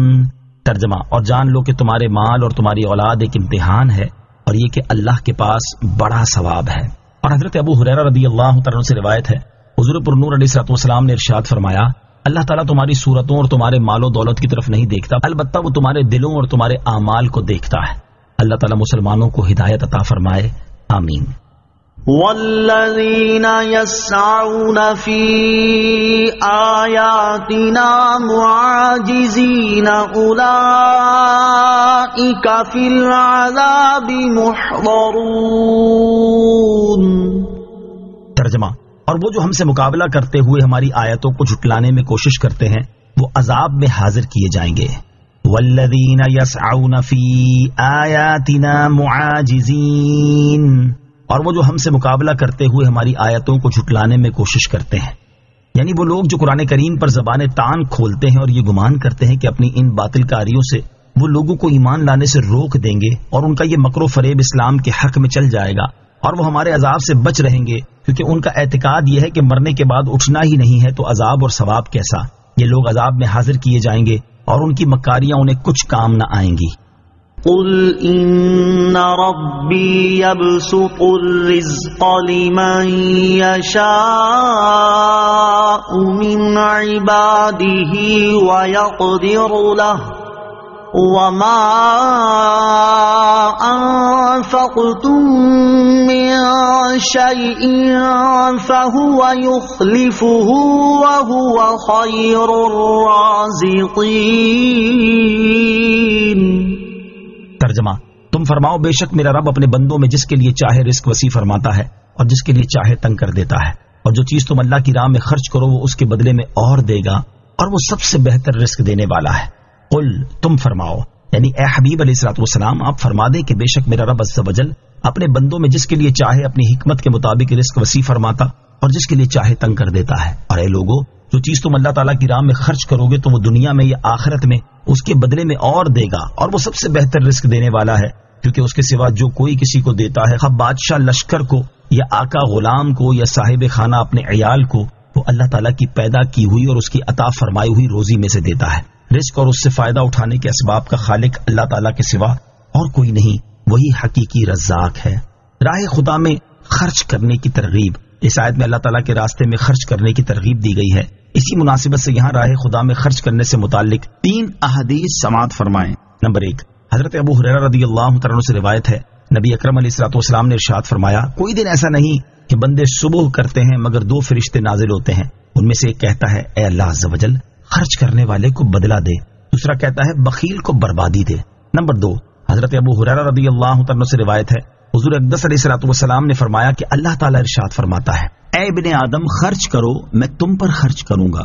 نمبر 3، حضرت ابو ہریرہ رضی اللہ تعالیٰ عنہ سے روایت ہے، رسول اللہ صلی اللہ تعالیٰ علیہ وسلم نے ارشاد فرمایا، صدقے سے مال کم نہیں ہوتا، معاف کرنے سے عزت بڑھتی ہے اور عاجزی کرنے سے مرتبے بلند ہوتے ہیں۔ اللہ تعالیٰ ہمیں اپنی راہ میں مال خرچ کرنے اور بخل سے بچنے کی توفیق عطا فرمائے، آمین۔ وَيَوْمَ يَحْشُرُهُمْ جَمِيعًا ثُمَّ يَقُولُ لِلْمَلَائِكَةِ أَهَؤُلَاءِ إِيَّاكُمْ كَانُوا يَعْبُدُونَ قَالُوا سُبْحَانَكَ أَنْتَ وَلِيُّنَا مِنْ دُونِهِمْ بل كانوا يعبدون الجن اكثرهم بهم مؤمنون۔ ترجمہ، اور یاد کرو جس دن اللہ ان سب کو اٹھائے گا پھر فرشتوں سے فرمائے گا، کیا یہ تمہیں ہی پوچھتے تھے؟ وہ عرض کریں گے تو پاک ہے، وہ نہیں بلکہ تو ہمارا دوست ہے، وہ ہماری نہیں بلکہ جنوں کی عبادت کرتے تھے، ان میں اکثر انہی پر یقین رکھتے تھے۔ وَيَوْمَ يَحْشُرُهُمْ جَمِيعًا، اور جس دن ان سب کو اٹھائے گا۔ اس آیت اور اس کے بعد والی آیت کا خلاصہ یہ ہے کہ جس دن اللہ تعالیٰ ان سب مشرکوں کو اٹھائے گا پھر فرشتوں سے فرمائے گا کہ کیا دنیا میں یہ تمہیں ہی پوچھتے تھے؟ تو فرشتے اپنی برات کا اظہار کرتے ہوئے عرض کریں گے، اے اللہ عز و جل تو اس سے پاک ہے کہ تیرے ساتھ کسی اور کی عبادت کی جائے، ہماری ان سے کوئی دوستی نہیں بلکہ تو ہمارا دوست ہے، تو ہم کس طرح ان کے پوجنے سے راضی ہو سکتے ہیں؟ ہم اس سے بری ہیں، تو ہمیں نہیں بلکہ شیاطین کو پوچھتے تھے، کیونکہ وہ ان کی اطاعت کرتے ہوئے غیر خدا کو پوچھتے تھے۔ اور ان کفار میں سے اکثر انہی شیاطین پر یقین رکھتے تھے۔ فَالْيَوْمَ لَا يَمْلِكُ بَعْضُكُمْ لِبَعْضٍ نَفْعًا وَلَا ضَرًّا وَنَقُولُ لِلَّذِينَ ظَلَمُوا ذُوقُوا عَذَابَ النَّارِ الَّتِي كُنتُم بِهَا تُكَذِّبُونَ۔ ترجمہ: تو آج تم میں کوئی دوسرے کے لیے کسی نفع اور نقصان کا مالک نہیں ہے، اور ہم ظالموں سے فرمائیں گے اس آگ کا عذاب چکھو جسے تم جھٹلاتے تھے۔ فَالْيَوْمَ لَا يَمْلِكُ بَعْضُكُمْ لِبَعْضٍ نَفْعًا وَلَا ضَرًّا، تو آج تم میں کوئی دوسرے کے لیے کسی نفع اور نقصان کا مالک نہیں ہے۔ اس آیت کی تفسیر یہ ہے کہ اللہ تعالیٰ کفار کو ذلیل کرنے کے لیے ان کے سامنے فرشتوں سے فرمائے گا کہ آج تم میں سے کوئی تمہاری پوجا کرنے والوں کے لیے کسی نفع اور نقصان کا مالک نہیں ہے، کیونکہ کفار و مشرکین کے لیے کوئی بھی شفاعت نہ کر سکے گا۔ اور ہم قیامت کے دن ان لوگوں سے فرمائیں گے جنہوں نے کفر اور تکذیب کر کے اپنی جانوں پر ظلم کیا کہ اس آگ کا عذاب چکھو جسے تم دنیا میں جھٹلاتے تھے اور اس بات پر قائم تھے کہ جہنم نہیں ہے، تو جب تمہیں اس میں داخل کیا گیا تو تمہارا گمان اور دعویٰ باطل ہو گیا۔ دوسری تفسیر یہ ہے کہ قیامت کے دن اللہ تعالیٰ کفار سے فرمائے گا کہ جن جھوٹے معبودوں اور بتوں سے تم نفع کی امید رکھتے تھے، آج کے دن وہ تمہیں کچھ نفع نقصان نہ پہنچا سکیں گے، اور ہم قیامت کے دن مشرکوں سے فرمائیں گے کہ اس آگ کا عذاب چکھو جسے تم دنیا میں جھٹلاتے تھے۔ وَإِذَا تُتْلَى عَلَيْهِمْ آيَاتُنَا بَيِّنَاتٍ قَالُوا مَا هَذَا إِلَّا رَجُلٌ يُرِيدُ أَن يَصُدَّكُمْ عَمَّا كَانَ يَعْبُدُ آبَاؤُكُمْ وَقَالُوا مَا هَذَا إِلَّا إِفْكٌ مُفْتَرًى وَقَالَ الَّذِينَ كَفَرُوا لِلْحَقِّ لَمَّا جَاءَهُمْ إِنْ هَذَا إِلَّا سِحْرٌ مُبِينٌ۔ ترجمہ: اور جب ان پر ہماری روشن آیتیں پڑھی جائیں تو وہ کہتے ہیں یہ صرف ایک مرد ہے جو تمہیں تمہارے باپ دادا کے معبودوں سے روکنا چاہتا ہے، اور وہ کہتے ہیں یہ قرآن تو ایک گھڑا ہوا بہتان ہے، اور کافروں نے حق کو کہا جب وہ ان کے پاس آیا یہ تو صرف ایک کھلا جادو ہے۔ وَإِذَا تُتْلَى عَلَيْهِمْ آيَاتُنَا بَيِّنَاتٍ، اور جب ان پر ہماری روشن آیتیں پڑھی جائیں۔ اس آیت میں حضور سید المرسلین علیہ الصلوۃ والسلام اور قرآن پاک کے بارے میں کفار کے بےہودہ الزامات ذکر کیے جا رہے ہیں۔ آیت کا خلاصہ یہ ہے کہ جب مکہ کے مشرکین کے سامنے سید عالم محمد مصطفیٰ صلی اللہ علیہ وسلم کی زبان سے توحید کی حقیقت اور شرک کے بطلان پر مشتمل قرآن کی روشن آیتیں پڑھی جائیں تو وہ سرور عالم علیہ الصلوۃ والسلام کی طرف اشارہ کرتے ہوئے کہتے ہیں کہ یہ صرف ایک مرد ہے جو تمہیں تمہارے باپ دادا کے معبودوں یعنی بتوں سے روکنا چاہتا ہے، اور وہ قرآن شریف کے بارے میں کہتے ہیں کہ یہ تو ایک ایسا کلام ہے جو گھڑا ہوا ہے اور اللہ تعالیٰ کی طرف اس کی نسبت جھوٹی ہے۔ اور کافروں کے پاس جب قرآن آیا تو اس کے بارے میں انہوں نے کہا کہ یہ تو صرف ایک کھلا جادو ہے۔ شرعی احکام کے مقابلے میں آباء و اجداد کی رسم کو ترجیح دینا کفار کا کام ہے۔ اس آیت سے معلوم ہوا کہ اپنے باپ دادوں کی رسم کو شرعی احکام کے مقابلے میں ترجیح دینا کفار کا کام ہے۔ اس سے ان لوگوں کو نصیحت حاصل کرنی چاہیے جو غیر شرعی رسوم پر عمل کرنے کی یہ دلیل دیتے ہیں کہ ہمارے بڑے بوڑھے سب اسی طرح کرتے آئے ہیں، اور شرعی حکم بتانے والے سے کہتے ہیں کہ ہماری عمر گزر گئی، ہم نے تو کبھی ایسا نہیں سنا، تم پتہ نہیں کہاں سے نئے نئے مسئلے نکال لاتے ہو۔ اللہ تعالیٰ انہیں عقل سلیم عطا فرمائے، آمین۔ وَمَا آتَيْنَاهُم مِّن كُتُبٍ يَدْرُسُونَهَا وَمَا أَرْسَلْنَا إِلَيْهِمْ قَبْلَكَ مِن نَّذِيرٍ۔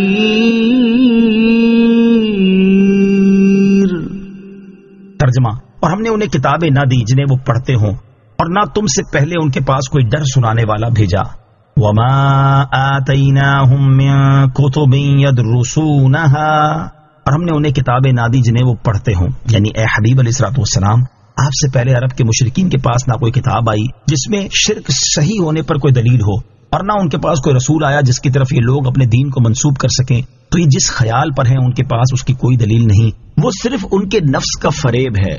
وَكَذَّبَ الَّذِينَ مِن قَبْلِهِمْ وَمَا بَلَغُوا مِعْشَارَ مَا آتَيْنَاهُمْ فَكَذَّبُوا رُسُلِي فَكَيْفَ كَانَ نَكِيرِ۔ ترجمہ، اور ان سے پہلے لوگوں نے بھی جھٹلایا، اور یہ لوگ تو اس مال و دولت کے 10ویں حصے کو بھی نہیں پہنچے جو ہم نے ان پہلے لوگوں کو دیا تھا، تو انہوں نے میرے رسولوں کو جھٹلایا، تو میرا انکار کرنا کیسا ہوا؟ وَكَذَّبَ الَّذِينَ مِن قَبْلِهِمْ، اور ان سے پہلے لوگوں نے جھٹلایا۔ اس آیت میں کفار قریش کو رسول کریم علیہ الصلوۃ والسلام کی تکذیب کرنے سے ڈرایا گیا ہے۔ آیت کا خلاصہ یہ ہے کہ پہلی امتوں نے کفار قریش کی طرح رسولوں کی تکذیب کی اور انہیں جھٹلایا، اور جو قوت مال و اولاد کی کثرت اور لمبی عمریں پہلوں کو دی گئی تھی، مشرکین قریش کے پاس تو اس کا 10واں حصہ بھی نہیں۔ ان سے پہلے لوگ تو ان سے طاقت، قوت اور مال و دولت میں 10 گنا زیادہ تھے۔ پھر پہلے تکذیب کرنے والوں نے جب میرے رسولوں کو جھٹلایا تو میں نے اپنے عذاب سے انہیں ہلاک کر دیا، اور ان کی طاقت و قوت اور مال و دولت کوئی چیز بھی کام نہ آئی۔ تو ان کفار قریش کی کیا حقیقت ہے؟ انہیں سابقہ امتوں پر نازل ہونے والے عذاب سے ڈرنا چاہیے۔ قُلْ إِنَّمَا أَعِظُكُم بِوَاحِدَةٍ أَن تَقُومُوا لِلَّهِ مَثْنَىٰ وَفُرَادَىٰ ثُمَّ تَتَفَكَّرُوا مَا بِصَاحِبِكُم مِّن جِنَّةٍ إِنْ هُوَ إِلَّا نَذِيرٌ لَّكُم بَيْنَ يَدَيْ عَذَابٍ شَدِيدٍ۔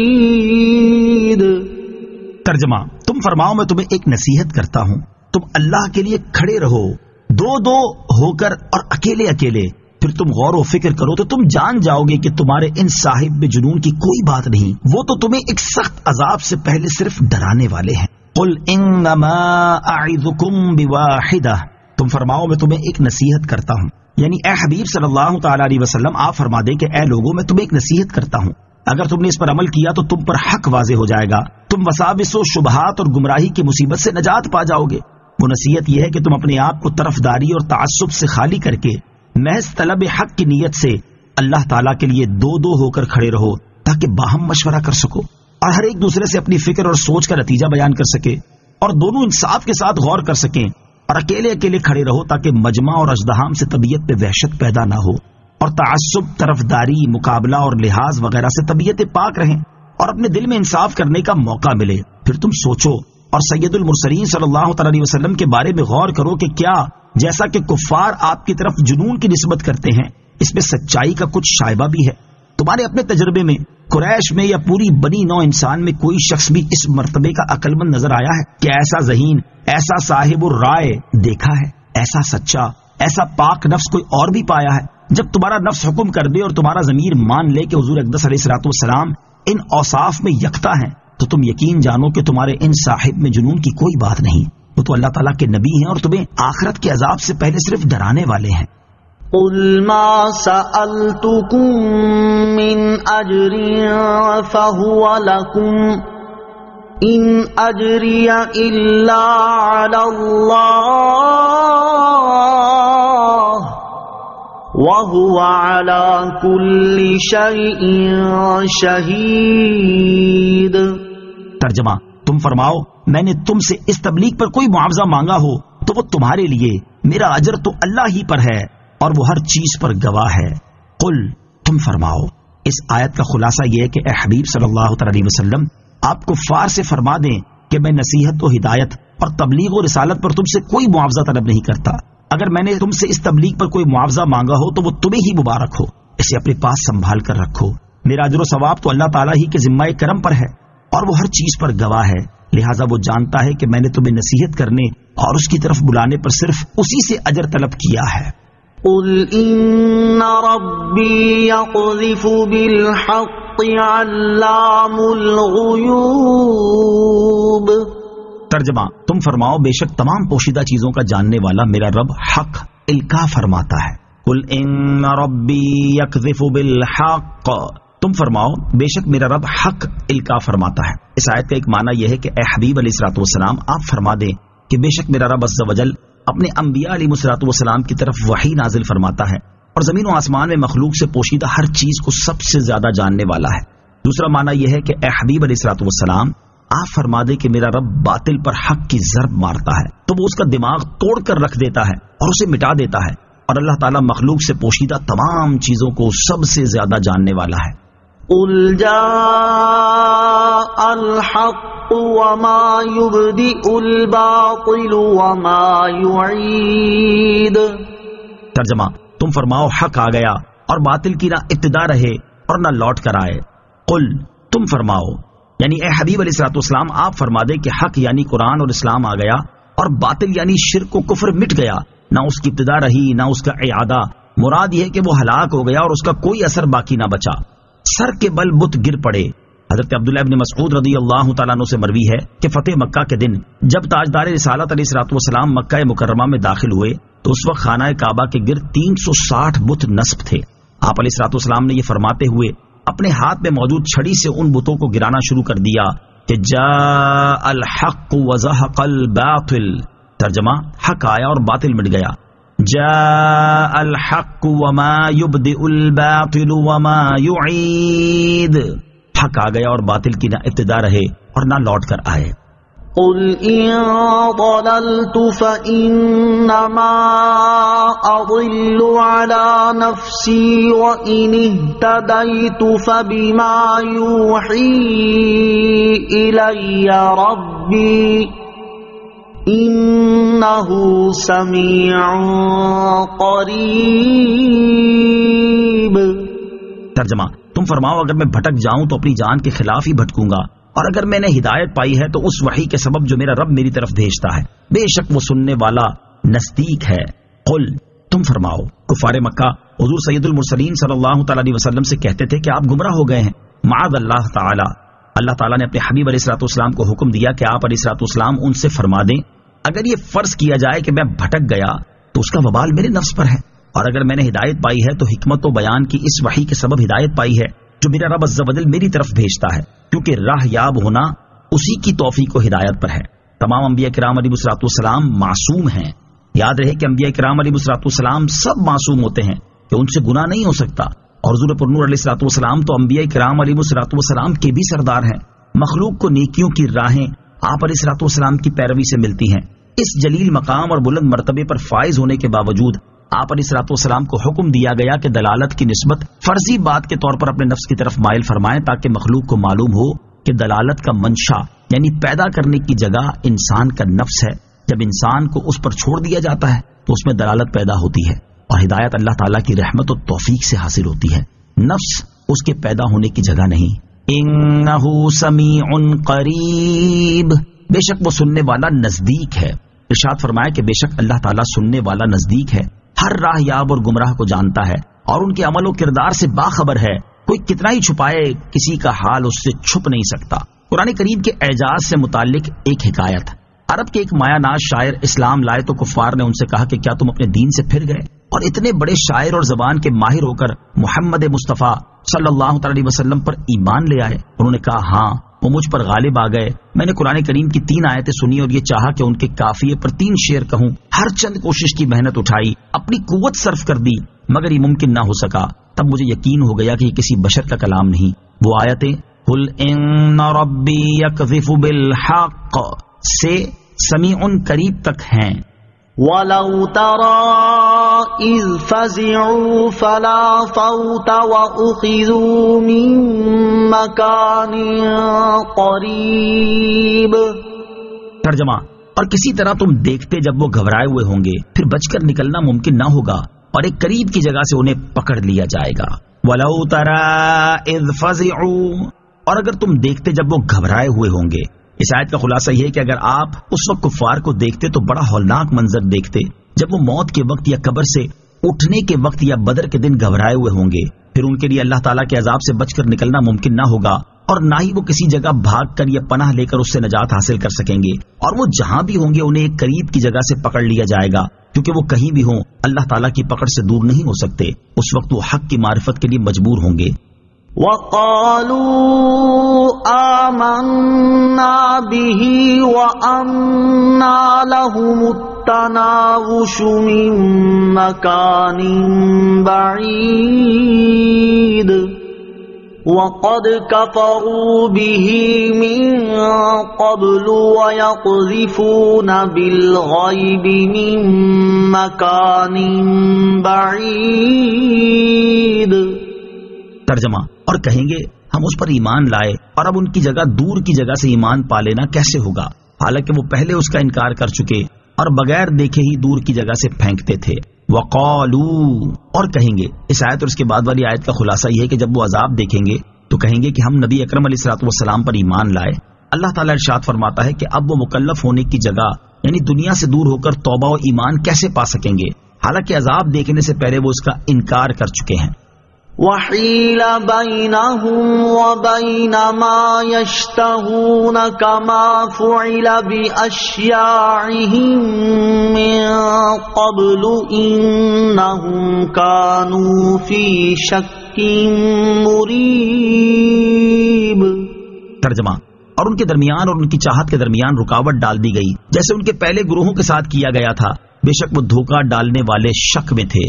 وحیل بینہم وبین ما یشتہون، اور ان کے درمیان اور ان کی چاہت کے درمیان رکاوٹ ڈال دی گئی، یعنی کفار کے درمیان اور ان کی چاہت توبہ و ایمان قبول کرنے کے درمیان رکاوٹ ڈال دی گئی جیسے ان کے پہلے گروہوں کے ساتھ کیا گیا تھا کہ ان کی توبہ و ایمان نا امیدی کے وقت قبول نہ فرمائی گئی. بے شک کفار ایمانیات کے متعلق دھوکہ ڈالنے والے شک میں تھے. صحابہ کرام رضی اللہ تعالیٰ عنہم قرآن پاک کی آیات پہ بہت غور و فکر کیا کرتے تھے. ایک مرتبہ حضرت عبداللہ ابن عمر رضی اللہ تعالیٰ عنہما نے ٹھنڈا پانی پیا تو رونے لگ گئے. ان سے عرض کی گئی کہ آپ کو کیا چیز رلا رہی ہے؟ آپ رضی اللہ تعالیٰ عنہ نے فرمایا مجھے اللہ تعالیٰ کی کتاب میں سے یہ آیت یاد آ گئی تھی، وحیل بینہم وبین ما یشتہون، اور مجھے معلوم ہوا ہے کہ جہنمی صرف ٹھنڈے پانی کی خواہش کریں گے. اللہ تعالیٰ ارشاد فرماتا ہے اور جہنمی جنتیوں کو پکاریں گے ان افیدوا علینا من الماء او مما رزقکم اللہ. ترجمہ: کہ ہمیں کچھ پانی دے دو یا اس رزق سے کچھ دے دو جو اللہ نے تمہیں دیا ہے. ان مقدس ہستیوں کے نقش قدم پر چلتے ہوئے ہمیں بھی چاہیے کہ قرآن مجید کی آیات میں غور و فکر کیا کریں اور ان میں بیان کیے گئے مضامین اور دیگر چیزوں سے عبرت اور نصیحت حاصل کیا کریں. اللہ تعالی ہمیں اس کی توفیق عطا فرمائے. آمین. آمنت باللہ صدق اللہ العظیم.